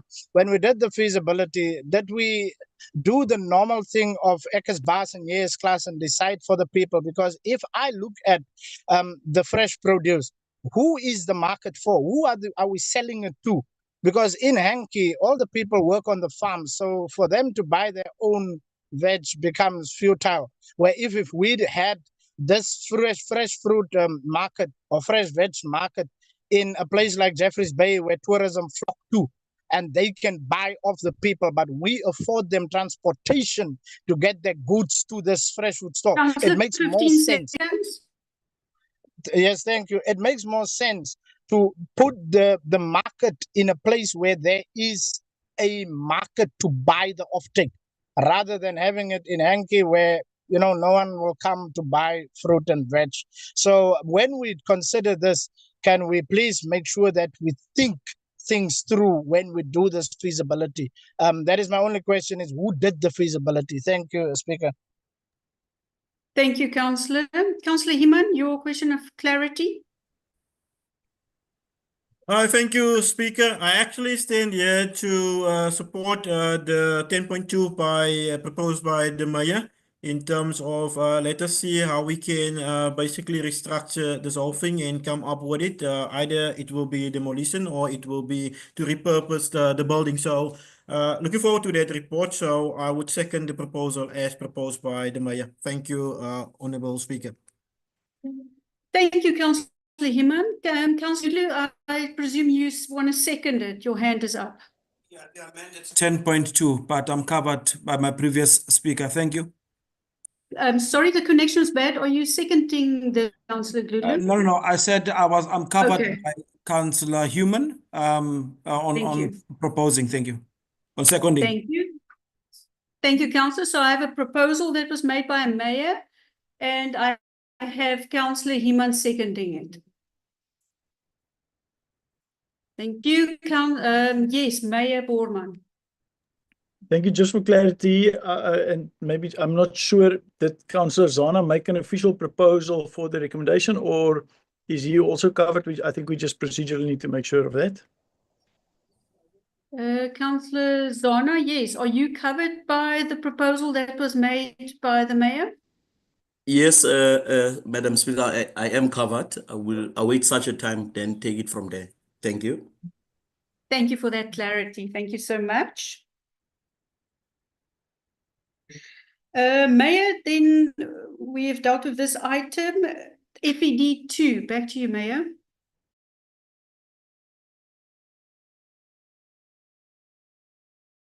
Thank you, Speaker. On page 23, you will see FED 2, which deals with feedback report on the China International Import Expo. On page 5, from page 23 to 43. Speaker, I'd like to table this report and perhaps just also introduce it by saying that I think this was, obviously I'm not objective, but I think this was a very successful visit to China because of the fact that our businesses, local businesses in Koga, had amazing exposure to the international market.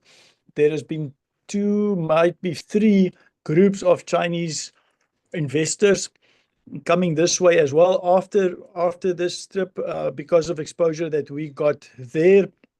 And I think it is really given interest into Koga local municipality from the Chinese market.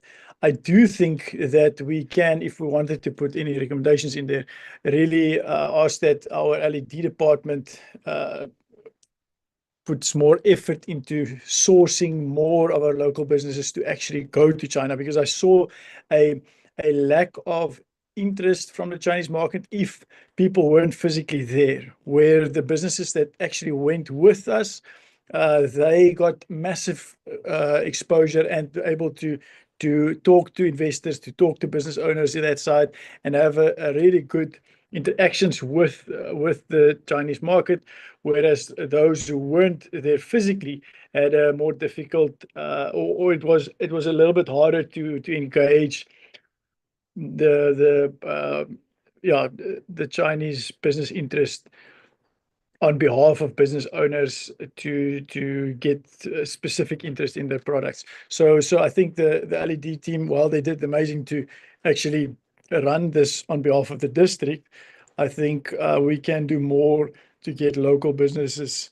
to buy into this project, because I think it is a really amazing opportunity for local businesses to get interest from the Chinese. Thank you very much. Thank you, Honourable Mayor. My first speaker on my list is Councillor Heeman. Thank you, Speaker, once again for the opportunity. I think I've been covered by the mayor into what I wanted to say in terms of exposure to the people going there themselves. So that is important, and we can always sacrifice politicians going on to the trip in favor of our people representing themselves that side. However, I'm a bit concerned as to the businesses ultimately being represented on that side. So the proposal once again by the mayor to take this to the LED department, I would propose that we have a mini expo in the Koga, whereby locals can basically showcase their products here. We go out, we advertise, we market this thing, and we give local people the opportunity to be exposed to such markets.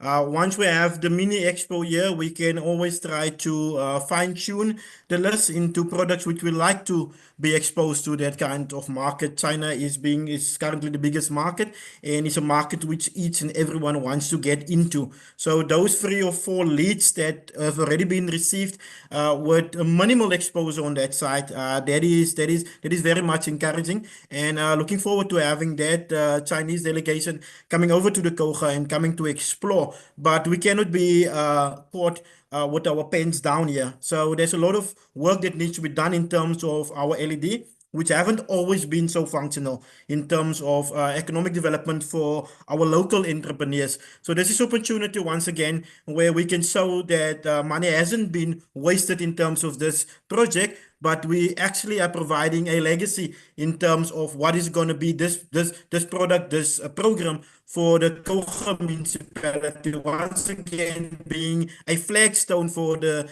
Sarbaat, ultimately for the Eastern Cape. So I would encourage the LED to come actually back with us with some kind of like a program as to how we will involve more local talent, local artists in terms of having their products showcased and ultimately taking them to the international market. I thank you. Thank you, Councillor Himan. Councillor Zono, you next on my speaker. Thank you very much, Speaker.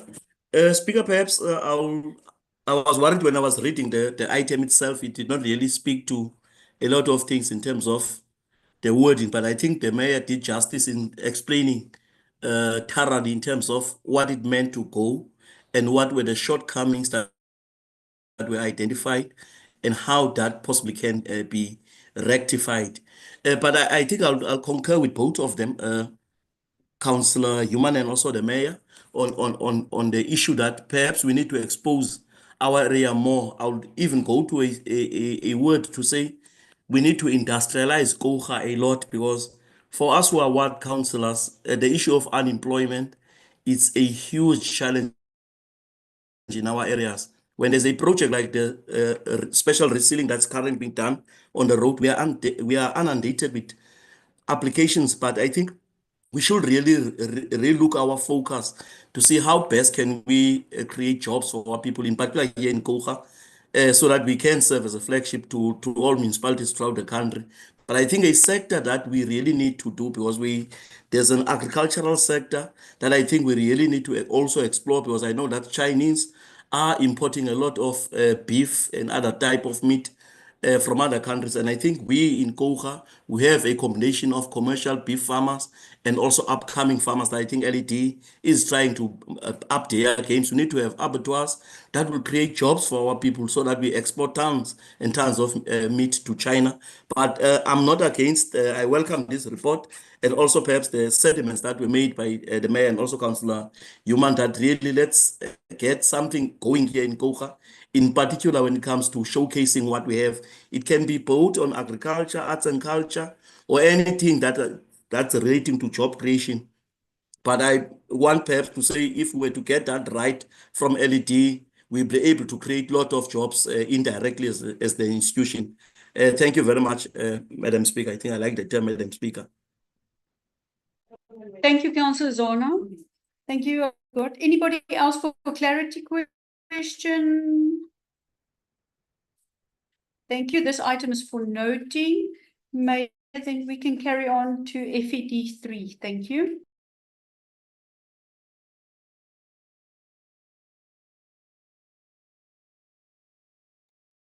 Thank you very much, Speaker. I would like to table FED 3 on page 44, which is the quarterly report for LED, for the LED department. On page 44, you will, sorry, I'm having finger troubles. On page 44, you will see just the whole thing there. The recommendations are on page 47 for recommendation. That's for noting. Thank you. Thank you, Honourable Mayor. Councillor Zono, you might first speak on the item. Thank you, Madam Speaker. I think, Madam Speaker, my sentiments will always also be very aligned to what I've said earlier on the previous item. But I just want to pay testimony that I want first to note the item itself and welcome the hard work that we are seeing from LED, because surely once our people are organized or the different SMMEs are organized, it means that it's only then that they are going to be able to produce whatever product they have in huge numbers, and they'll be able to be financed not only by Koga municipality, but also other institutions that are able to assist them. So I just want to appreciate that, because I know that we have a lot of farmers this side of in GV, in particular people that are busy with livestock and so on. So the strides that they are doing as LED, I'm quite happy. I so wish that every corner of our economy, local economy, is being organized in this fashion, or we have things that we have that can assist these small farmers or upcoming farmers, if you may put it.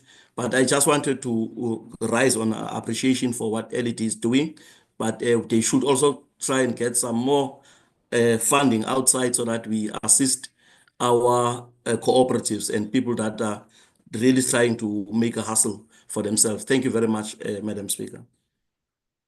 Thank you, Councillor Zona. Mayor, your hand is up.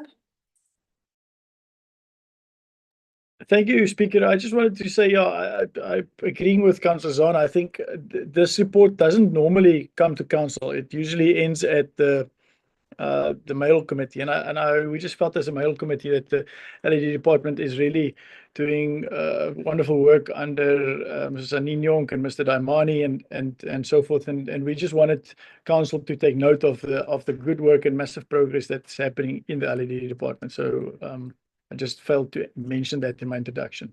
Thank you. Thank you, Honourable Mayor.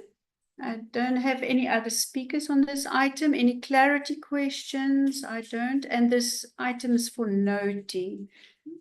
Thank you. Mayor, then we can carry on to FED 4. Thank you.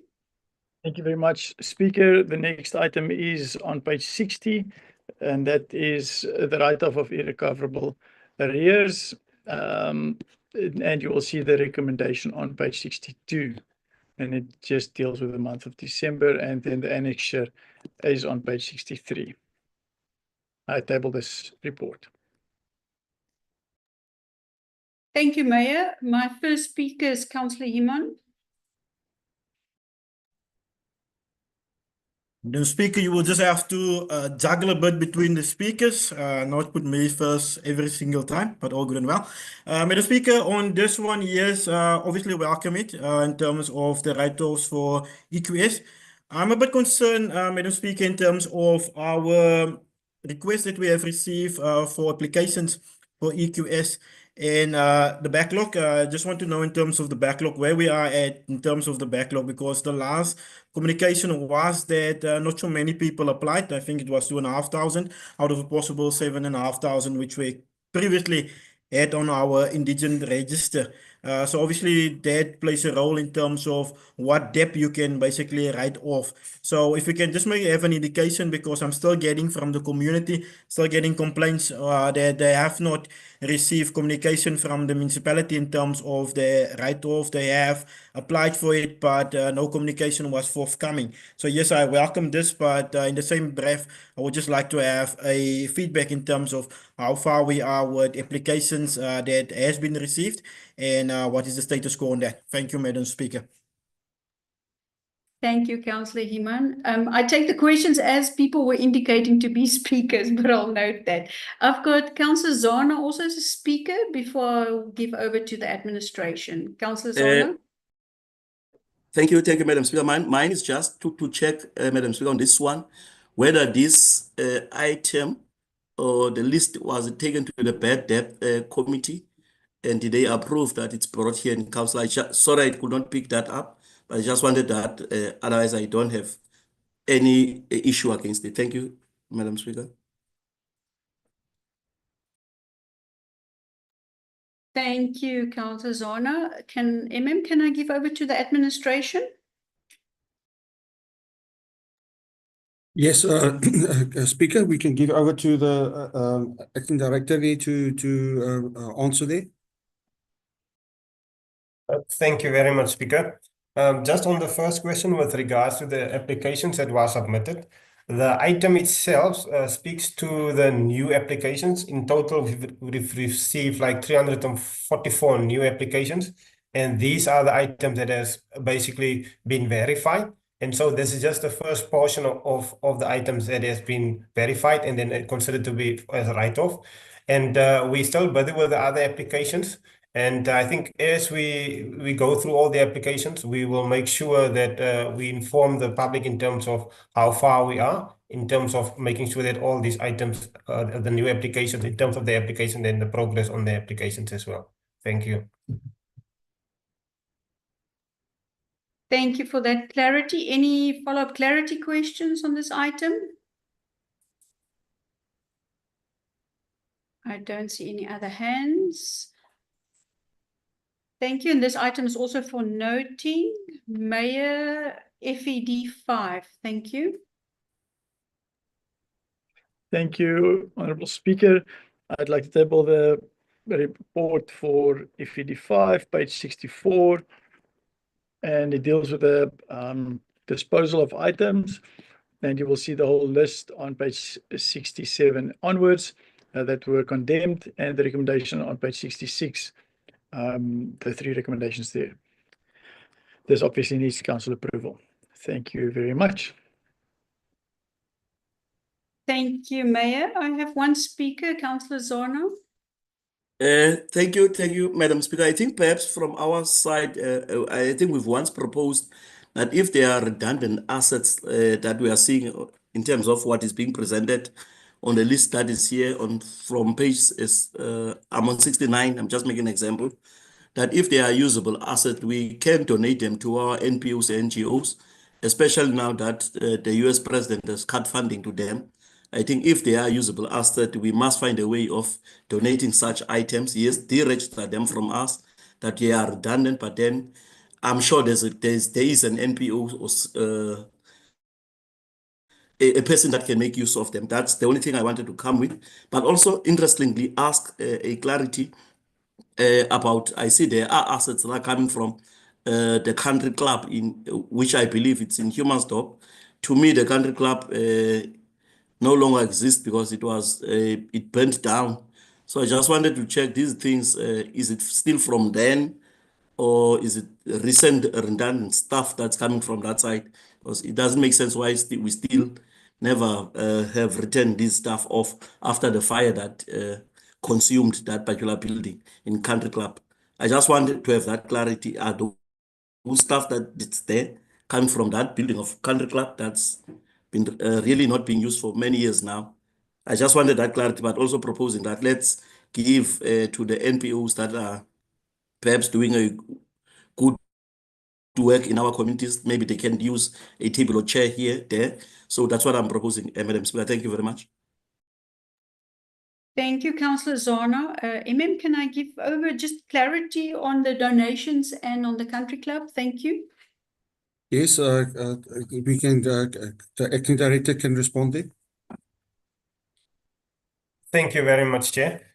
Just regards to the donations can be done. It can be, for instance, if I recall correctly from the last council meeting where the recommendation was done, that the council were given 30 days after the approval of this item to submit any, for instance, item that they want to submit to NGOs through the office of the MM. And then from there, we will give them the necessary time frame to come and have a look at the items, and then also give them the item that was donated, and then also prepare the item then afterwards, just to indicate to council as well which NGOs has benefited from the list of item that was written off. And then just with regards to the country club, those items, we all aware that the country club is basically was demolished back then, but those were still assets that was allocated to that specific location, which we found in other locations, but they were just damaged. Thank you, Mr. Swartz. Thanks for that clarity. Do I have any objections on this item? I don't see any objections. Then I'll take this as this item carries through council. Thank you. Mayor FED 6, please.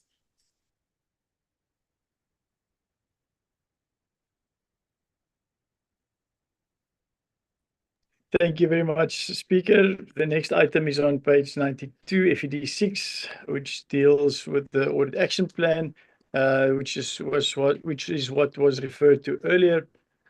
in the agenda, and the recommendation on page 94 for council approval. Thank you very much. I table this item. Thank you, Mayor. My first speaker is Alderman Williams. Thanks, Speaker. Just two queries. The first one on page 99.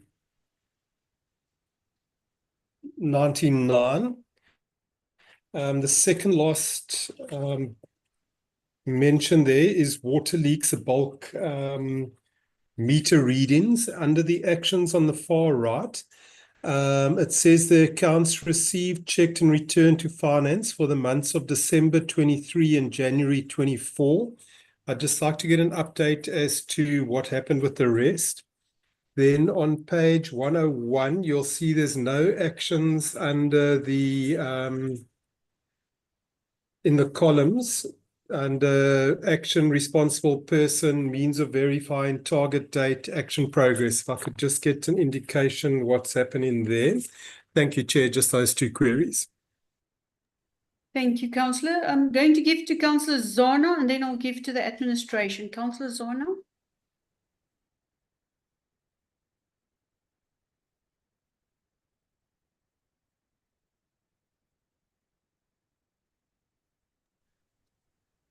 No comment on this one, Speaker. Thank you. Thank you, Madam Speaker. Thank you very much, Councillor. I'm going to give to the MM for comments on Alderman Williams's questions. Thank you. Thank you, Speaker. I'll first give over to the Acting Director to speak.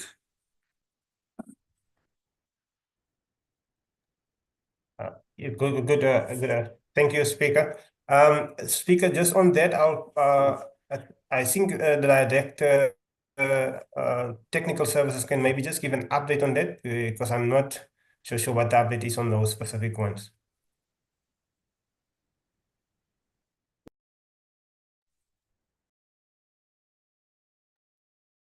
Jacques de Toy, can you just perhaps give just a bit more insight into the problem with the meters and the meter readings and the bulk meter readings? If you can, somebody there with you can just help and assist that we provide information on that.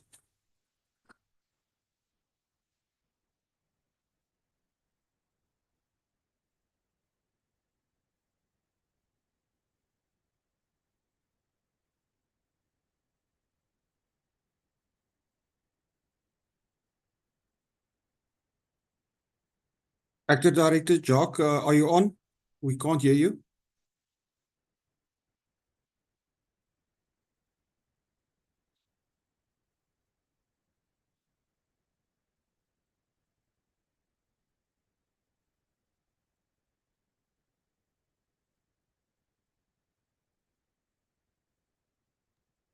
MM.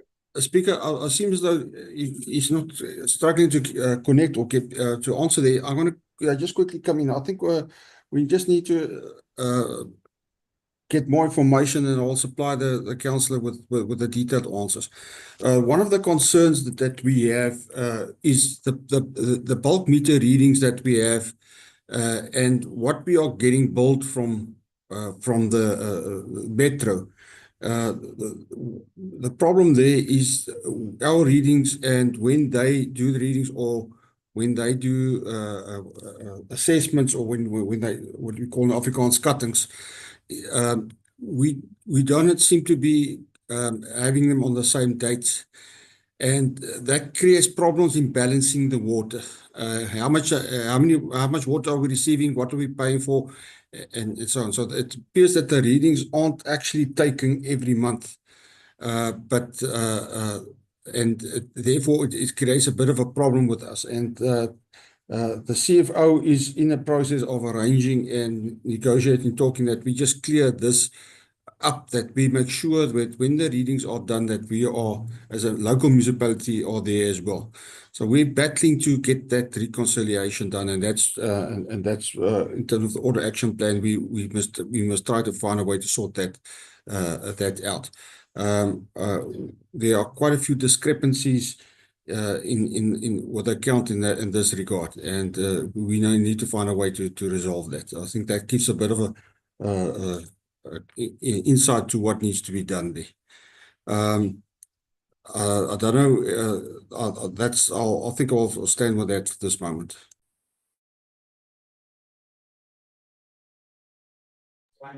Thank you, for that, Clary. Could I please ask the administration to answer Alderman Williams on email on this one, just to have more answers on that? Thank you.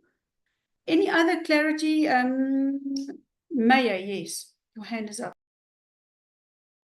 Thank you, Speaker. I think it's critical that we get info on this bulk account. It has, as you know, it's been outstanding matter for years now, and we still don't have movement on it. And I think it's really important that we from the finance department in the metro also get information. Otherwise, this is going to hang for a long time. And yeah, so I don't want to make a proposal, but I do think we obviously have this as a we get regular updates as far as the accounts are concerned, and we need to just indicate that as well, as such, as to just updated feedback from the metro, and need to put as much pressure as we can on them to correct the accounts, because we can't be paying exorbitant amounts for water that they are estimating.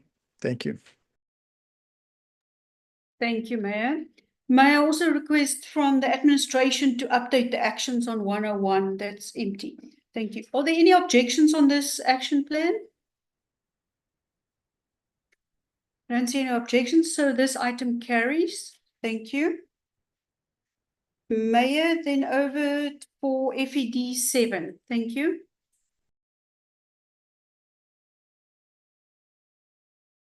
Thank you, Speaker. This is FED 7 is the special adjustment budget for this current financial year. You'll see the recommendation on page 106 and 107.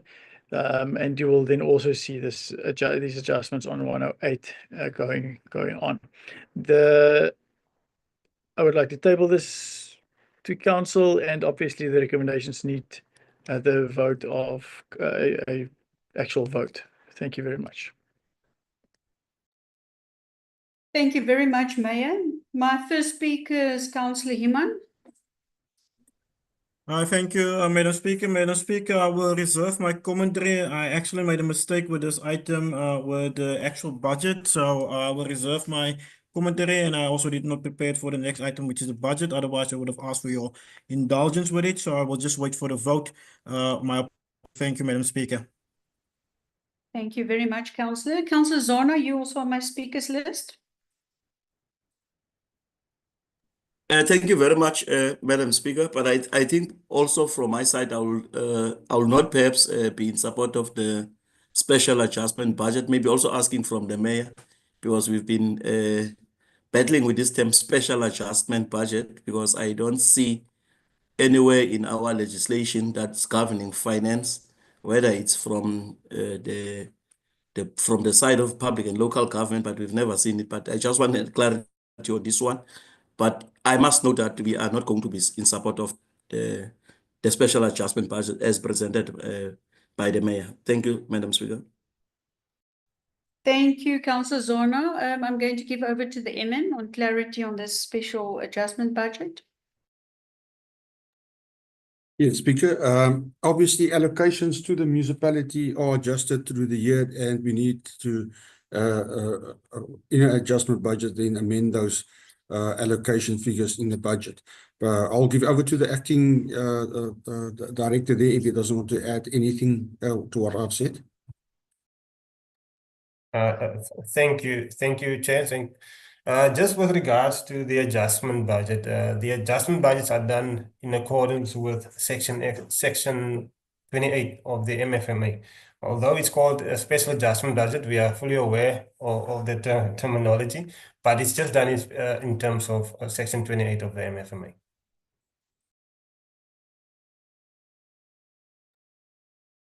Thank you very much for that clarity. The indication is we have to go for a vote. So could I please ask the administration to prepare a poll for us so we can vote as council?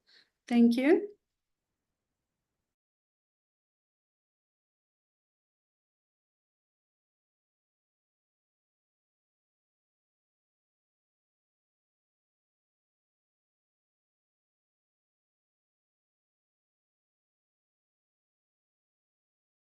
Councillors, the poll will be up. You're either in favour, not in favour, or abstaining.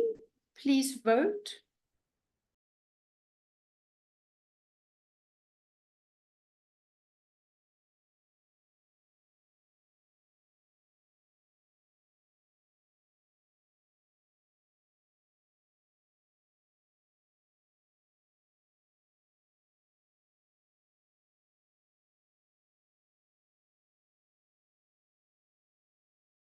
Thank you, administration. Has everybody voted? Could you please display the results for us? The results are 16 in favour, 8 not in favour, 0 abstentions. Thank you, Council. This item carries.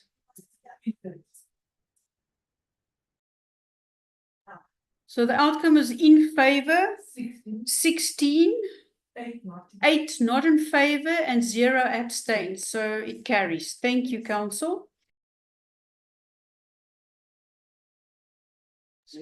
Mayor, next item, FED 8, over to you. Thank you very much, Honourable Speaker. I just want to say before I table the actual budget that the adjustment budget that we just approved is critically important for council, and the fact that the NC didn't support it is concerning because it deals directly with electrification of Luri, of chalks in Luri. It deals with Sivista access road. It deals with the Western reticulation, Ramaphosa sewer pump station upgrades. It deals with Ramaphosa village reservoir. It deals with a lot of it deals with matters that really benefits our community. So I'm very concerned that these decisions to support or not support is not taken seriously by the opposition. That being said, it's for each party to make their own mind up, and I'm not going to interfere with that. FED 8 on page 225, Speaker, is the actual draft budget that I would like to table today for council. I will make a more official budget speech when we do table the final budget. And this one is for noting and needs to go out to public participation. And we need to approve, but it will go out to public participation and the whole works. And you will see the actual budget document on page 230 onwards, and the recommendations on page 227, 228, and 229. Thank you very much. I hereby table the budget. Thank you. Thank you, Mayor. I only have one speaker, Alderman Williams. Covered. Thanks, Chair. Councillor Zano, your name is also up here. Thank you very much, Madam Speaker, on this one. Is it a draft budget, right? I'm just quickly going down to the item itself. Yes, it is, Councillor.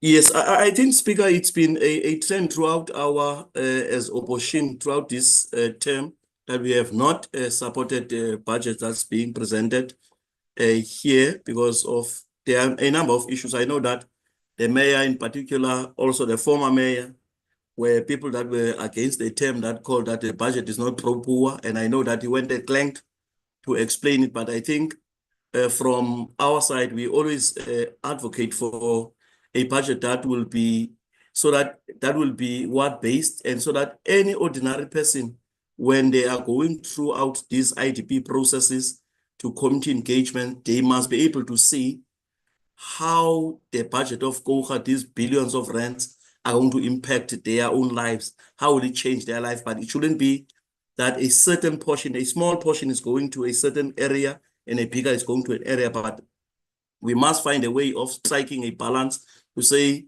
if we are dealing with infrastructure issues, Mayor, we'll be able to say that in our area, A, B, C, and D is going to happen in terms of infrastructure. That will also put us at a stage where we'll be able to be economically competitive and also perhaps have services in our area So I think based on those comments, Madam Speaker, I know that the comments that were made by the mayor now that we did not support the adjustment budget. Again, on this one, we will not be voting in favor of it, Speaker. Thank you very much.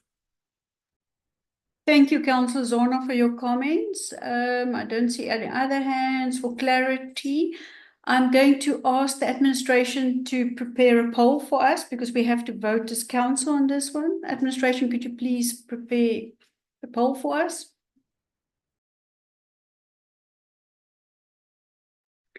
Thank you, councillors. It's on. It's either you in favor of the budget, draft budget, not in favor, or abstain. Please vote.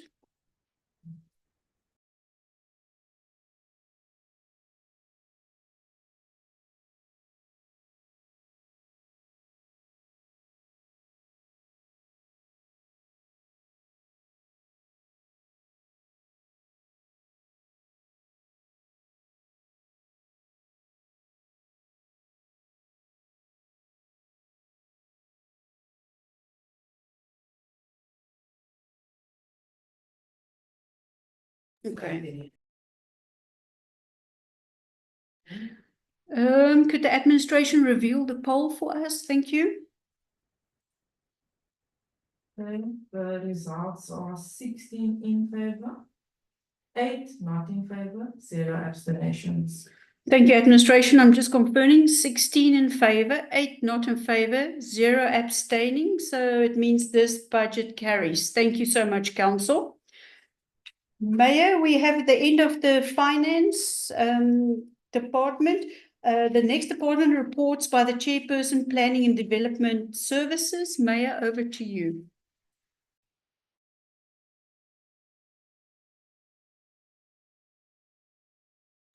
Thank you very much, Honourable Speaker. I'd like to table the items or the item for planning and development, and it will be handled by Councillor Ruth. Thank you.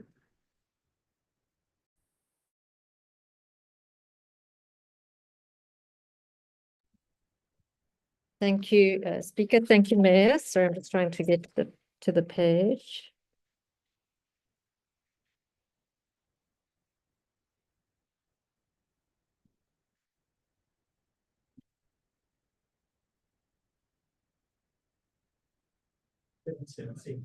Councillors on page 778. 778.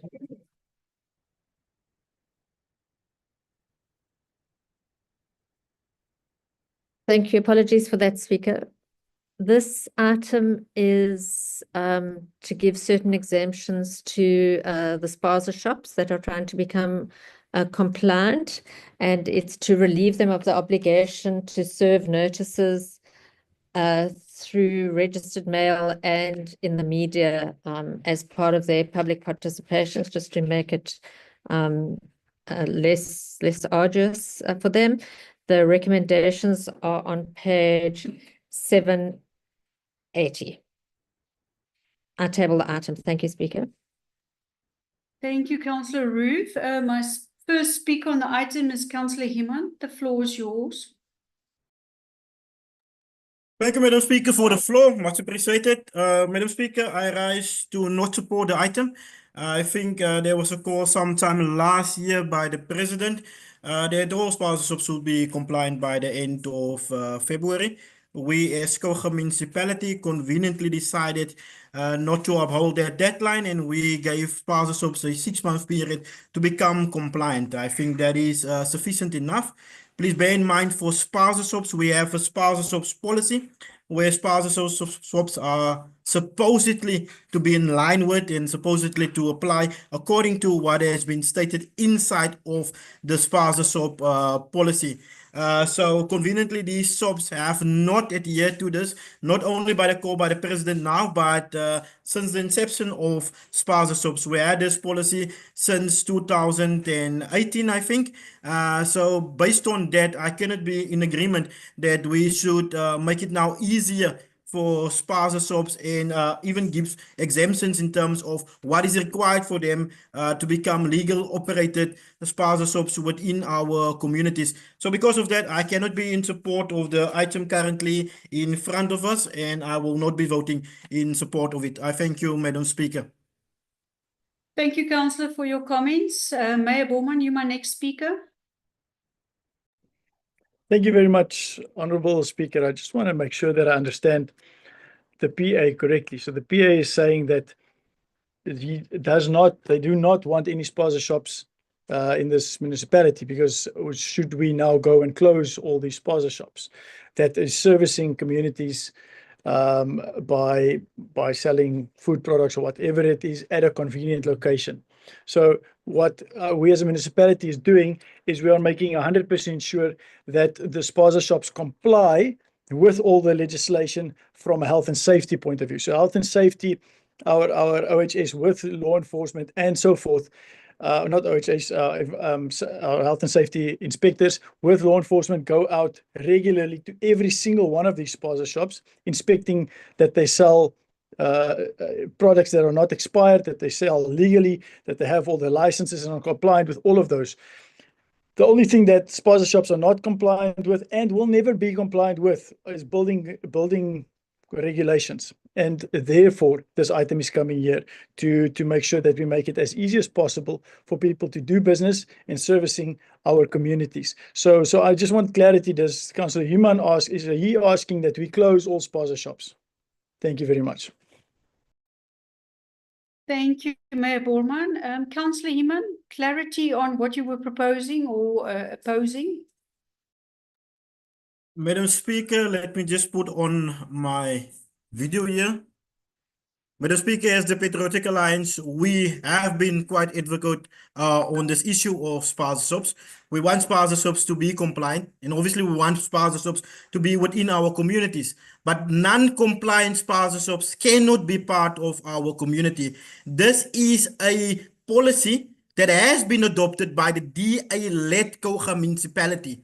So this is not a PA policy per se, saying that this is the route for spaza shops to go. And now the DA is asking the PA, do we not want spaza shops within our communities? We've been asking, I've been the one fighting for these things in portfolio meetings, from portfolio meetings, for spaza shops to be compliant, not by the call of the president. It was way before the president even made that call that we have asked for it. We've been with these operations in terms of joint operations that was conducted.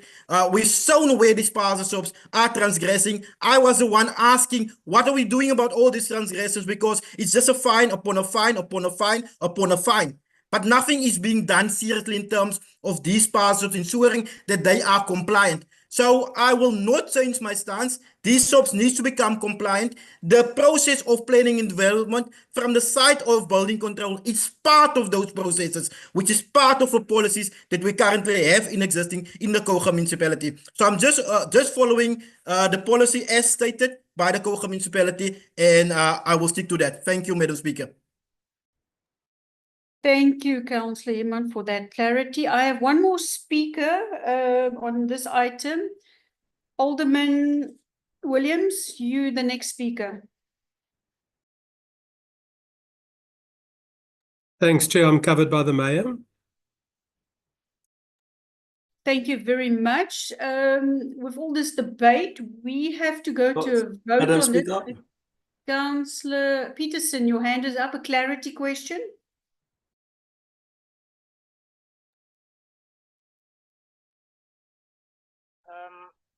Madam Speaker, can you hear me? We can hardly hear you, Councillor. But I am audible though. Yes, you're audible, but very barely. I can barely hear you. Okay, okay, right. My question relates to a comment that was made by Councillor Atang Borman when he says that because there is no legislative framework that regulates the structures or the buildings. There is legislative framework, because if we understood the land use planning ordinance, or what is now known as PLUMA, it will make provision for consent use. That is the legislative framework. So to say that there is none is misleading, counsel. And I would like to correct that in saying that there is a legal framework. That legal framework gives council the authority in terms of providing guidance on legalizing these structures by giving consent use.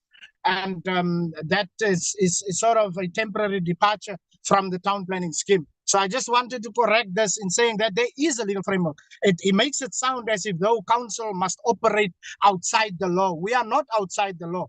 We will always operate within the confines of the law. 15 If that seconds, is his Councillor. modus operandi, that remains his modus operandi, not the modus operandi of council. Thank you, Speaker. Thank you, Councillor, for your comments. Councillor Zona, your hand is up. Thank you, Madam Speaker. Mine is just perhaps to quickly go to page 779 on the legal implications that are inputted in this. I just want to check, Chairperson, in terms of, Madam Speaker, pardon me, just want to check in terms of this legal input that has been given, also are we not going to be in any contravention of the Spluma Act if we were to not have notices that are going to be served by the spaza shop? Because it says here they are going to be exempted. So I just want to check. I don't want us to take a resolution that will be against many other laws. So I just want clarity around the applicable legislation and also the legal implications of our own bylaw in terms of does it allow for us to move forward? Thank you, Madam Speaker. Thank you, Councillor Zona. Before I give over to the director, I just want to give over for a clarity question on Mayor Borman. Thank you, Speaker. I just want to clarify, Councillor. I so wish we could play the recording because I did not say that what Councillor Peterson said. What I did say was that the reason for this item is exactly to make it as easy as possible for spaza shops to comply with building regulations. If we go the formal route of them having to advertise and all the formal land and building regulations that they need to comply with, they will never comply. That's why this item is here, to give them the... Point of order, Speaker. Point of order, Speaker. Sorry, Councillor, on what point of order do you rise? Which Misleading rule? council relevance, Speaker. The mayor is incorrect, and I have to rule is correct it? him. It's Rule 34. The mayor is incorrect because he's been saying this the whole time that they will never. We can't operate unlawful as a council. That is why Point it's of called order, Chair. council consent. Point of order, That's why it's Chair. called consent. Councillor? You can't raise a point of order for a point of order, Speaker. Councillor, you've got the wrong point of order there. It's not Rule 34. So which one do you refer to?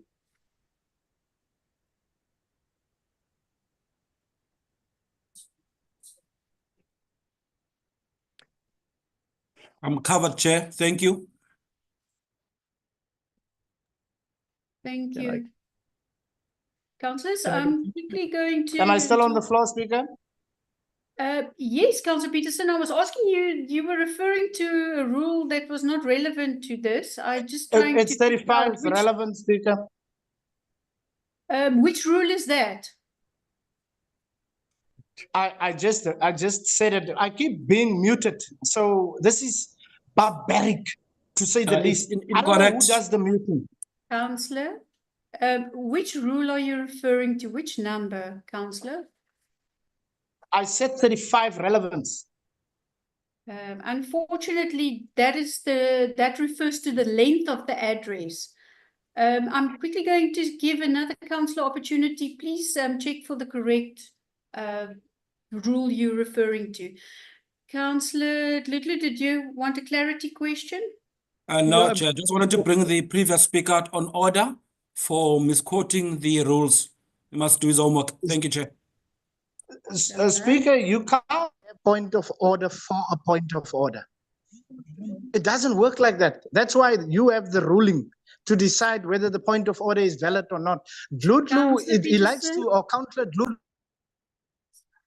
Councillor Peterson, I didn't acknowledge you, but I'm going to overrule you because you couldn't refer me to the correct rule, which one it Speaker, is. So I'm I'm being giving the muted. opportunity to go back and check which rule it was, and I'm quickly going to give other speakers the opportunity. Thank you. I'm being muted Councillor while I Mayor speak, so Bowman. I don't know when you hear what I say. Thank you very much, Honourable Speaker. I was acknowledged and therefore I speak now. And if Councillor Peterson asks him to follow the same route, to wait to be acknowledged. Speaker, the reason why we have this item here is because we as local government has the authority to change our own laws. And therefore, we are making it within the law as easy as possible for spaza shops to be compliant to legislation. Otherwise, we cannot allow them to operate. And because we want them to operate, as the PA is saying, if they really do, they would agree with this item because this is making it easy for spaza shops to be compliant. And because we want them to be compliant, we are tabling this item here so that we can make it as easy as possible for them to become compliant. We don't want spaza shops that are not non-compliant. So that's why we're tabling this item. Thank you. Thank you, Mayor Bowman. I would like to give over to the administration through the MM if they can answer on the legality on 778, on page 778. Thank you. I'm going to give over to the relevant director. Thank you, Chairperson. Thank you, MM. Yes, we can confirm that Section 115 of SPLUMA does allow for the municipality to exempt certain applications if we feel there's a need to do so. In this instance, with the applications received, few tried advertising in the local paper and they were struggling a lot. There's been a back and forth where we advise and they still struggle to come right. So we thought, let's make it easier. We're still making provisions that all applications submitted should be advertised, and we will ensure that it's done and that all affected property owners are at least contacted either for consent or notified. So yes, the process will still allow us to be compliant. Thank you. Thank you so much for that clarity, Director. I just want to hear from the floor. Are there any more clarity questions? Councillor Peterson, any clarity questions? I don't know, Speaker, can you hear me now? Yes, I can hear you. Like I said, I was rising to correct a wrong. The Councillor Atang Borman believes that he knows everything when he doesn't, especially when it comes to planning and development. He knows Councillor? absolutely nothing. There is a legal framework, and that's why it's called council consent. Consensual use to depart from the zoning. The zoning of the urban is residential, but you are getting a temporary departure. Departure meaning you are dying of something and departing to something else. And this is the temporary departure that is needed to make sure Councillor, that you it's have 20 legalized. seconds left. And under that temporary departure, we can therefore submit building plans. So there is a legal framework to do this legally correct and making sure that a building exists that operate and give a service to the community within a legal framework. He should stop misleading council in making as if though he knows everything. He does not know everything. He was Councillor, a your golf time is up. caddy, and that's it. Thank you, Councillor. Any other clarity questions?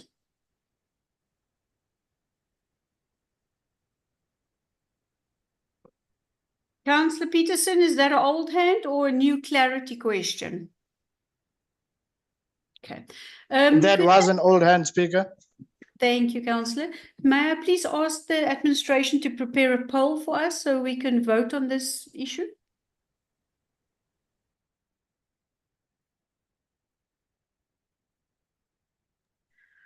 Thank you, councillors. The voting is in front of you. It's either in favour, not in favour, or abstain. Please vote.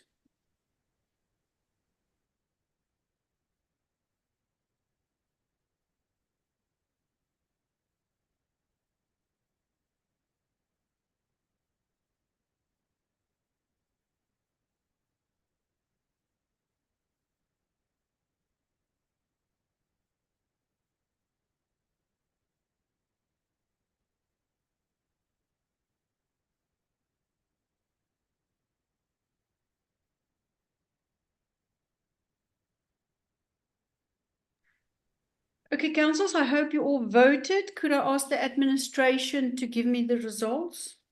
Okay, 16 in favor, 7 not in favor, 0 abstentions. Thank you. So it means 16 in favor, 7 not in favor, 0 abstained. So it means this proposal carries. Thank you very much. That was the end of planning and development. Mayor, number 18.3, reports by the chairperson, civils and water. Give it over to you, Mayor. Thank you. Thank you very much, Honourable Speaker. I'd like to table the reports for civil and water, and it will be handled by Councillor Foley. Thank you, Mayor. Thank you.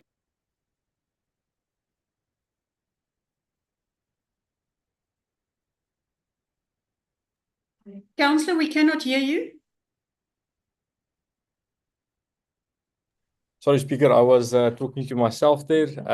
Thank you, Mayor. Thank you, Speaker.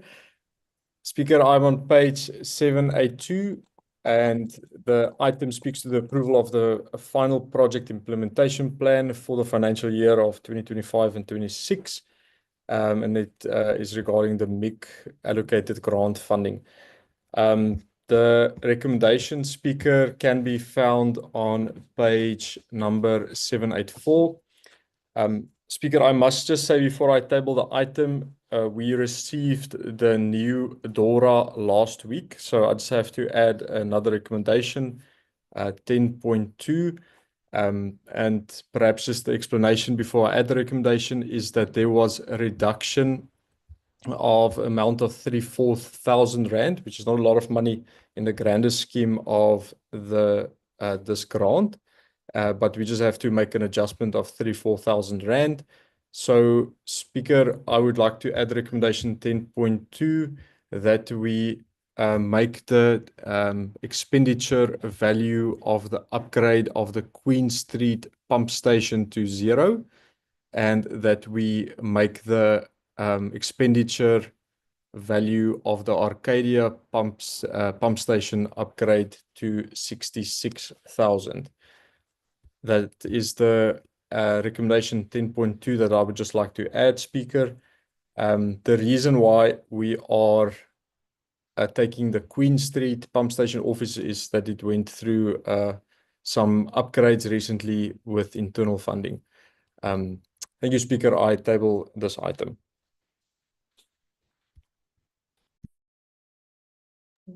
Thank you, Councillor. I am now just quickly going to listen to the speakers, and then I will see if we get your recommendation correctly. Councillor Himan, you, my only speaker, you and Councillor Zana. So you first on the floor. Thank you. Thank you, Madam Speaker. Madam Speaker, it is just the implementation of what has already been approved in terms of the migrants. So there's no objection from my side. Let us go ahead and let us get these things done. Thank you, Madam Speaker. Thank you, Councillor Himan. Councillor Zana, you also on the speakers list? Covered, Madam Speaker. Thank you very much. Thank you. Councillor Jantjies, clarity question? Thank you, Honourable Speaker, for the opportunity. No, it's not a clarity question. If the portfolio chair has now requested some changes on the item with the movement of funds, so I would like to rise and second the amendment. Thank you. Thank you very much. Could I just ask Councillor Foley to repeat those recommendations so we can get it correct for the administration on 10.2? Sure thing, Speaker. Speaker, my recommendation 10.2 would be that we change the expenditure value of the Queen Street pump station upgrade to 0 Rand, and that we change the expenditure value of the Arcadia pump station expenditure value to 66,000 Rand. Thank you, Speaker. Thank you very much. Do I have any objections with this new recommendation 10.2? I don't see any objections. Then we carry this item with 10.2. Thank you very much. That is the end of Chairperson Civils and Water. Mayor, over to you for 18.4, Electrical and Mechanical Services. Thank you, Mayor Boardman. Thank you very much, Honourable Speaker. I'd like to table the report for electromechanical services on page 787, and it will be handled by Deputy Mayor Timothy Jantjies. Thank you, Honourable Speaker, and thank you, Mayor. We are on page 787. This is just an item to bring back to Council to bring to your attention the correction of the electrical tariffs that has been submitted to NERSA. This has already been submitted to NERSA, and upon receival of the approved schedule, we noticed that there's some tariffs that has not been captured correctly by them. Under the discussion, you'll see that there is the inserts of insert 1 and insert 2 that provides the background information on page 788. The table 1 and table 2 indicates to Council what the correction is, that it needs to be made in low voltage under 500 V. We have the amounts there, and under table 2, the high voltage 500 V to 66 kV, the amendment in tariff. Honourable Speaker, our recommendation we'll find on 790, recommendations 10.1 and 10.2. I table this to Council. Thank you very much, Honourable Speaker. Thank you, Councillors. My first speaker is Councillor Himan.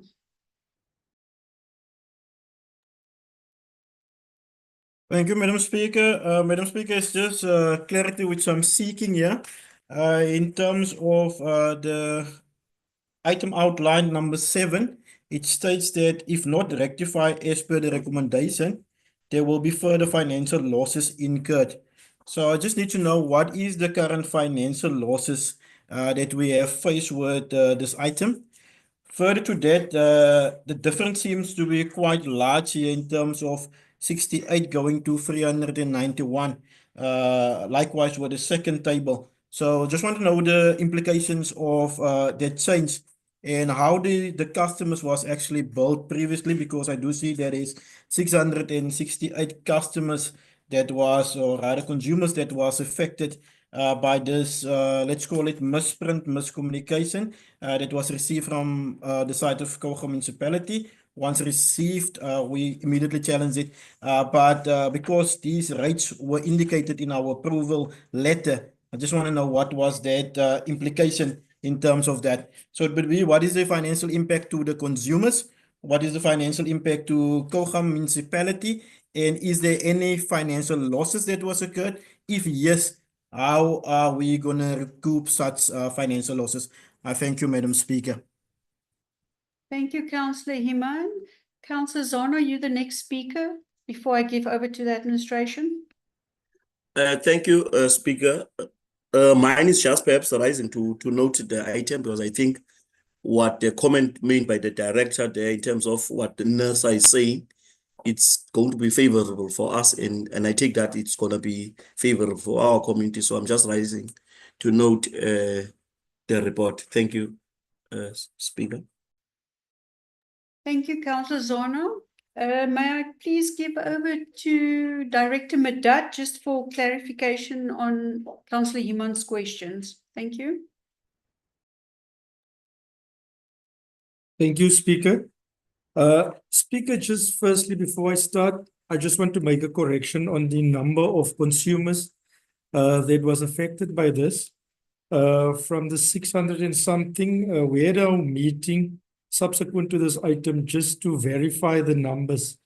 And the current number we at is only for 58 consumers that is affected by this, that are affected by this. And also, many of these consumers does not have the correct metering, which means the KVA that they should have been charged are not levied at this stage. So we are in the process of installing the correct electronical metering to all these consumers. So I cannot give an accurate financial loss at this stage, Speaker. So In terms of the financial losses, I think at a later stage, we will have to come back to council or right to speaker with regard to the number of consumers that's affected and the financials incurred during this process. We will start billing once the item has been approved from this month, moving forward on the correct tariff to these consumers. They will also be notified in writing that there's been an error, and we have rectified the error through council. Thank you, Speaker. Thank you, Director, for that clarity. Any other clarity questions? Thank you, Councillor Himon, for the thumbs up. Do I have any objections for this item? I don't see any objections, so it means we will implement it and this item carries. Thank you very much. This is the end of electrical and mechanical. Then I'm moving to item number 19. Questions submitted in terms of Rule 39 of Standing Rules of Order. And it's MM8. And this is an item from a councillor, Councillor Himon. So I will give over to you. It's your item. Thank you. Thank you, Madam Speaker. Much appreciated.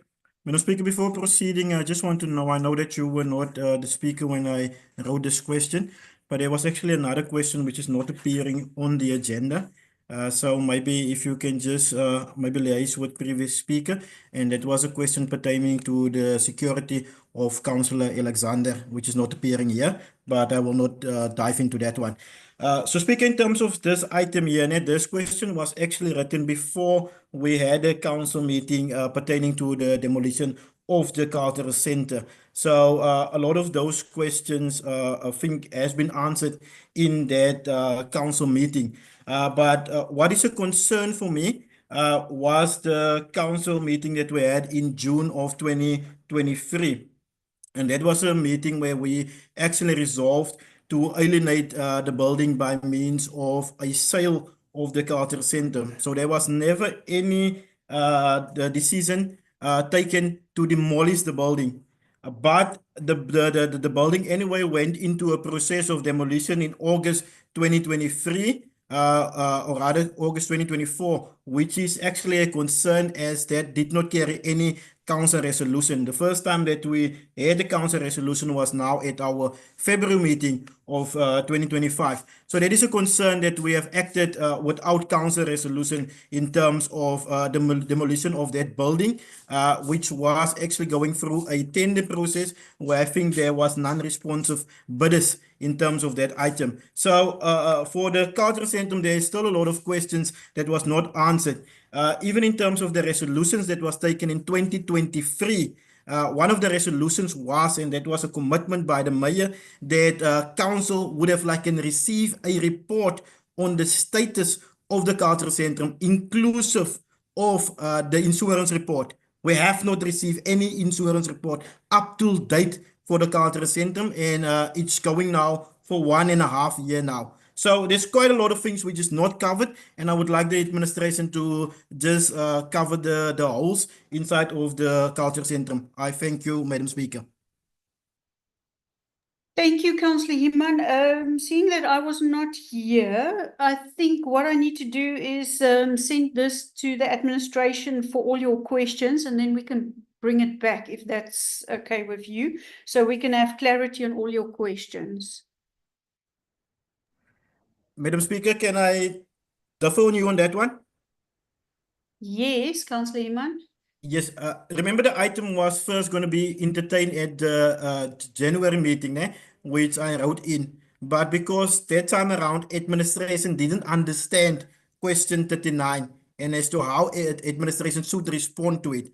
Hence, that time speaker came back to me and he apologized for not having it into the January meeting. So this is actually the first time which we are dealing with questions coming from councillors. And I'm very proud to say that it was introduced by me. And henceforth, we might have a lot of these items coming into council. So with that being said, I think the administration is perfectly aligned to give answers pertaining to this because it is an item that has been dealt with, but not in the seriousness as to the questions which I have raised. I thank you, Madam Speaker. Thank you, Councillor Heeman. I'm going to give to the administration. Mayor Boorman, you the next speaker on my list. Thank you, Honourable Speaker. I know that you're now in the deep end with this because it is the first time that we are dealing with this. But I mean, this is now, there was questions asked by Councillor Heeman to the MM, which is 100% correct. The MM answered, which is 100% correct. It's in council, which is 100% correct. And the recommendations clearly says that the council notes. So we need to note, and if there's clarity, then we can ask those clarity. But we cannot. I don't think it's right that new items or new questions are now introduced based on these questions. We need to follow a process to get those answers. I mean, if we're not happy with the answers that we've received as council, then we need to address that and ask additional questions. But surely we cannot introduce these new things now based on the introduction by Councillor Heeman. I'm sure the MM can answer all of the questions that Councillor Heeman asked, but there's something like relevance, and I'm not sure if these new questions are now relevant to the actual item. Thank you. Thank you, Mayor. Councillor Heeman, you wanted to add a clarity question? Yes, I just wanted to provide clarity to the Mayor. The item as it currently appears here, it doesn't have the meat to the bone. So it was quite lengthy. All the questions which I've asked here now, it is actually appearing in my original questions. So administration have conveniently decided to make this a lesser item than what it was in the vein which I've wrote it actually to the administration. So yes, I would say that this item is not the way that I've wrote it. I would have like appreciated my question as the way that I've put it should have like appear just like that in this council item. Thank you, Councillor Heeman. Councillor Peterson, do you have a clarity question on the speakers? Thank you, Speaker. I just want to alert you to a procedural item in terms of the process. Councillor Heeman raised or brought an item to council. That item was supposed to have been sent to the administration. He's quite correct, and I have to support him. That item was supposed to have been sent to the administration to come back to council and report on the item. Now, to say now to Councillor Heeman that, you know, you've missed it the first time, you're missing it again, we are going to send it now to administration is incorrect, because it's an item that was supposed to have been tabled in front of council. How is it that the administration did not even bother to go and provide answers? The answers should have been tabled now in this council meeting. This should have been, communicated with all the whips so that they can bring speakers to the item. That is my understanding, unless I am incorrect. Thank you, Speaker. Thank you, Councillor. I can see the questions at the moment, so I'm going to give opportunity to the MM to answer on the questions that was already answered. We can only comment on that was already answered. Any additional questions, we will writing to the Speaker's office again under the rule. Thank you, MM.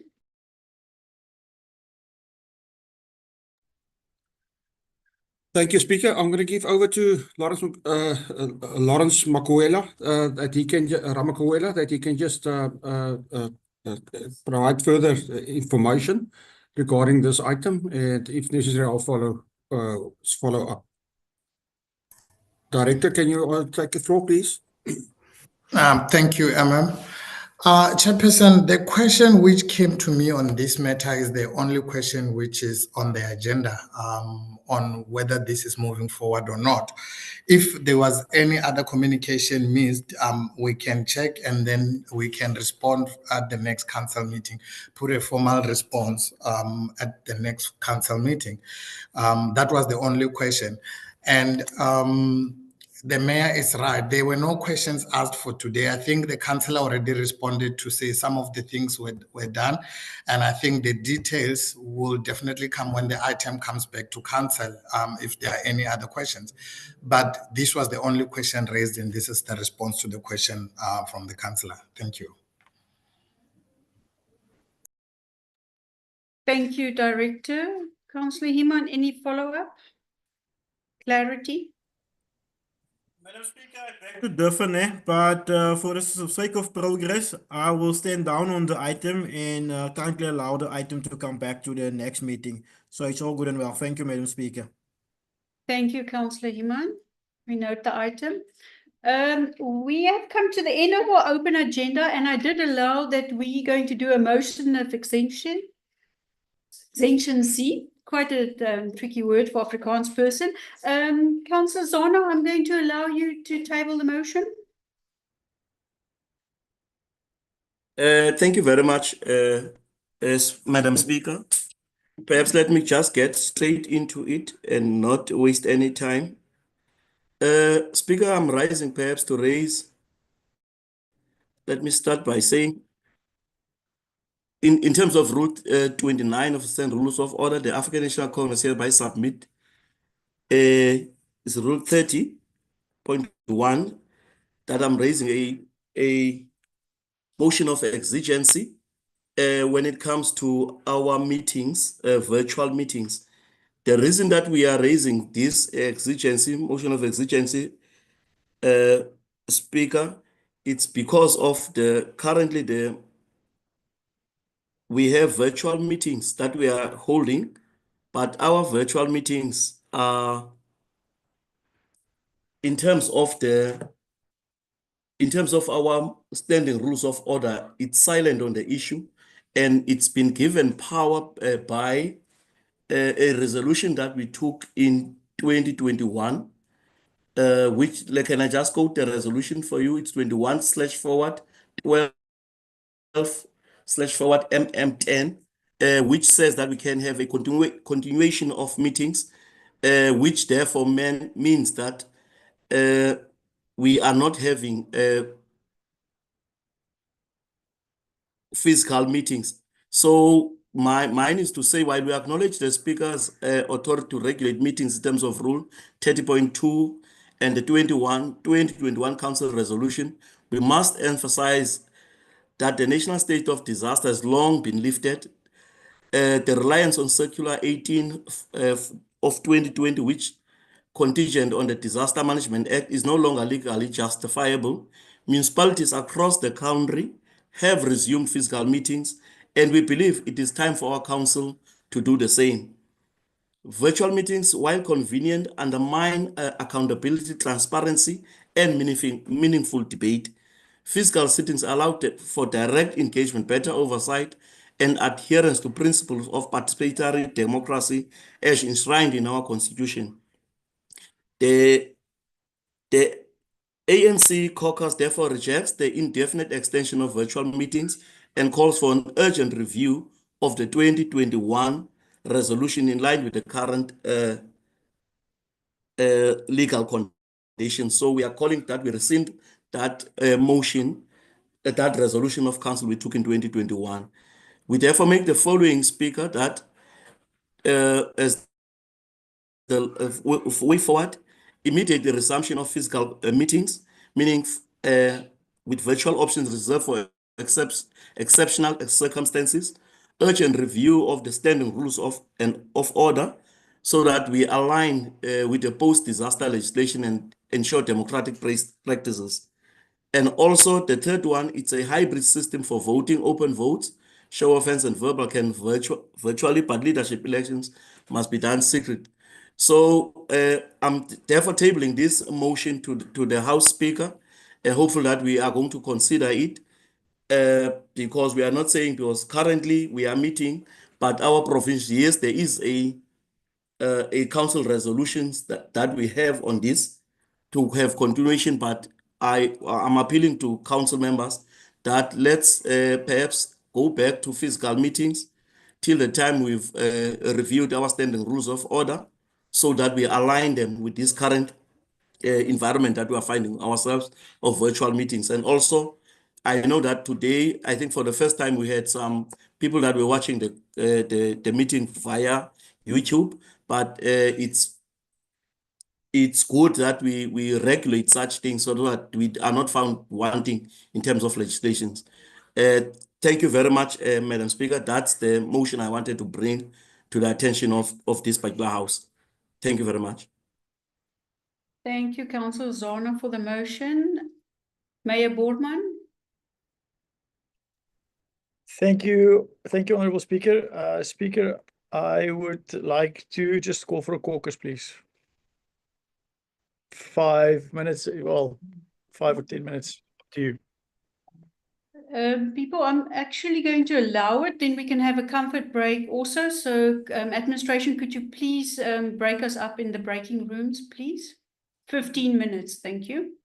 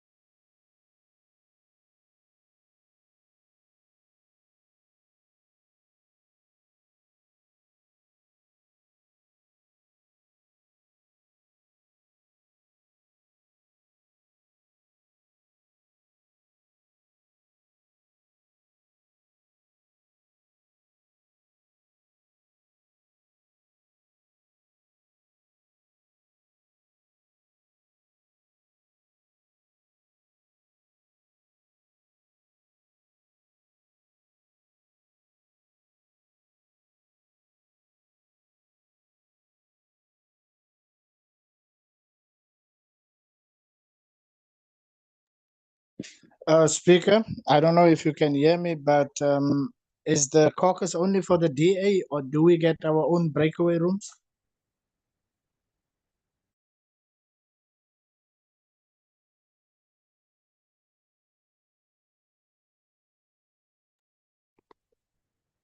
Speaker,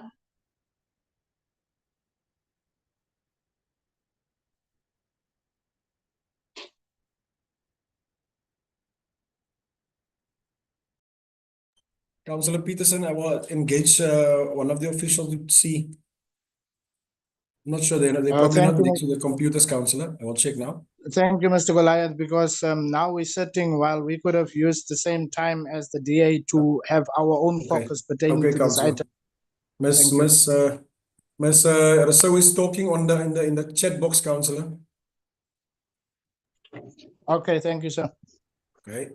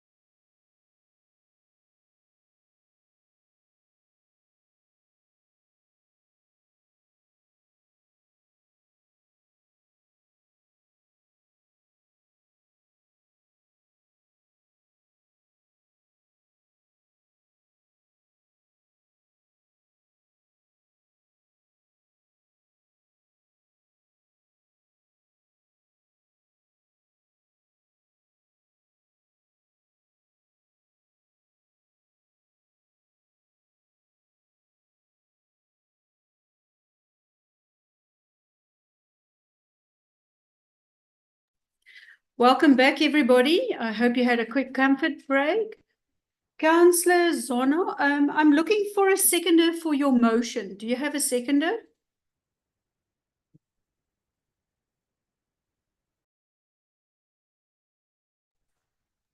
Councillor Himan? I will second the proposal as proposed by Councillor Zana, the motion of exigency. Thank you very much for that one. Then I will over for in our rules of order 30.3. I will go over to a vote for this motion. Could I ask the administration to put up a vote for us, a polling? Thank you very much. Councillor Peterson, we're going to vote now. So could you hold your comments for after voting, please? The poll is up. It's either in favor, not in favor, abstain. Please, councillors. Speaker, there was a caucus break. We still need to hear from the caucus break.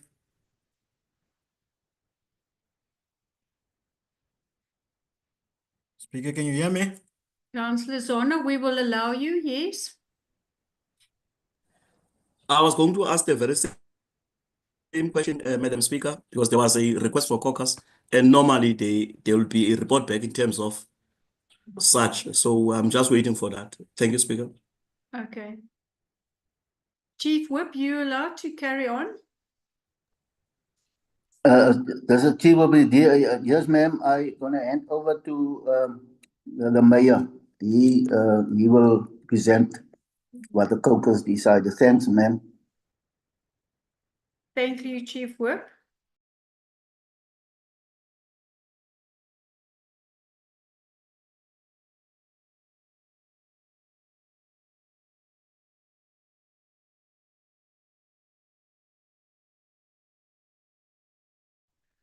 Speaker, are we voting, or can I just wanted clarity on the process. I thought we were voting whether we should table this or not, or whether we should discuss it further. Mayor, I'm going to allow the Chief Whips to talk, and you were nominated to talk on behalf of the DA caucus before we go to voting. All right, Speaker, I'll continue then. So, Speaker, as the DA, we're against this motion for the following reasons. One, from today onwards, we are able to live stream these meetings, which opens these council meetings to the public a lot better than we could in physical meetings. In physical meetings, there is physical space for the public of about 6 chairs, which limits it. Today, in this first ever one, we had at one stage 32 people viewing live, and then it's obviously also open to view afterwards, and we'll be able to see in a week or so's time how many people actually viewed it in full. Secondly, this is now, because of COVID, virtual meetings and Zoom meetings have become a norm throughout the country for all, not only council meetings, even parliament still sits hybridly. There's a lot of other meetings, formal meetings, that are sitting in this fashion. And therefore, this does not make our meetings anything out of the ordinary. Further to that, it makes us as a council more accessible, because now, for example, today, Councillor Olifant is driving to Grahamstown, and he's able to be in council and without being here physically, which makes it very, very flexible, and obviously that is accessible to anybody. Speaker, it's also more cost effective to do it this way, because today, for example, we would have had an hour break for lunch at this time, and then council needs to provide lunch unless everybody wants to bring a tubreki of some way. Then thirdly, or lastly, we do not have the capacity for hybrid meetings, as in the sense of that we do half of council in council physical and other half not here, or if Councillor Olifant needs to travel, he's able to log in. We don't have the facilities in our council chamber to deal with that. We don't have a proper screen and sound facilities and so forth. That can obviously be done, but we don't have that at this stage. And then lastly, as far as our standing rules of order is concerned, I 100% agree with the motion of Councillor Zana, and it should be reviewed. Our council standing rules of order, and in fact, it shouldn't only be reviewed. I think we should even explore a separate set of standing rules of order for hybrid meetings specifically, so that we know what happens when we are meeting physically versus when we are meeting virtually. And obviously there'll be some overlap, but there's also very different rules that we also should adhere to. For example, videos that has to be on, and so forth and so forth. So I'm really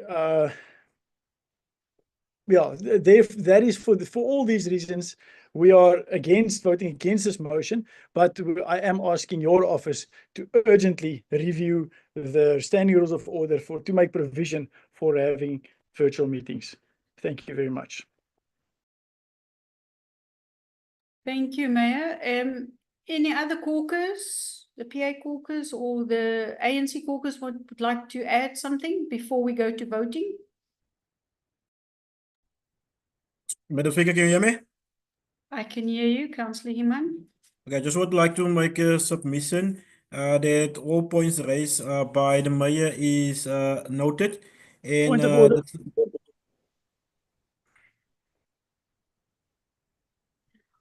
Mayor, your point of order, what rule do you refer to?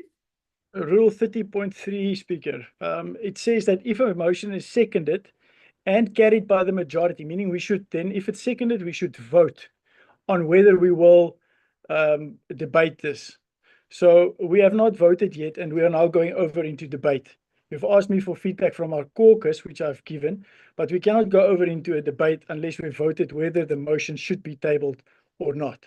So just as far as procedure is concerned, we cannot allow anybody to debate this without voting if we should table it, if it should be tabled. Thank you. Thank you, Mayor, for referring me to Rule 30.3. Councillor Glugly, your hand is up. We're going to carry it to a vote at the moment. Is your hand an old hand or a new hand there? Speaker, I know it's a new hand. I just wanted to say that I second the mayor's proposals of not to take this further. Thank you. Thank you, Councillor. Can I please ask the administration that we go over according to 30.3 and we vote on this? Thank you. Set up the poll for us. Councillors, in front of you, the motion is there, either in favour, not in favour, or abstain. Please vote.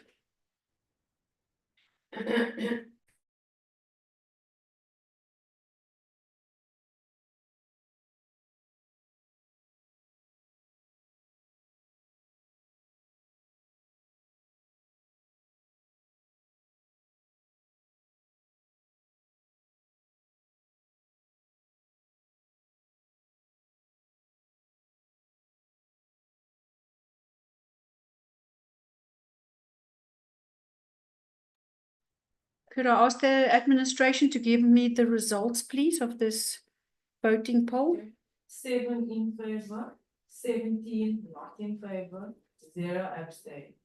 Okay, so it's 7 in favour, 16 not in favour, 0 abstaining. 17, sorry, administration, just please correct me. It's 7 in favour, 17 not in favour, and 0 abstain. So it means this motion does not carry. Thank you, guys. Madam Speaker, clarity. Yes, Councillor. Who's the number 17? Because there is a councillor that's not here. No, it was Councillor van der Linden, normally who gives you 17, did not vote. He's not present at the meeting. unfortunately, this was a secret ballot, Councillor. Unfortunately, I cannot see who it was. But you got a 17, which does not exist. Speaker, it can be correct. It can be correct if the tally didn't Second, get up. I've just asked the administration to recheck. Please do.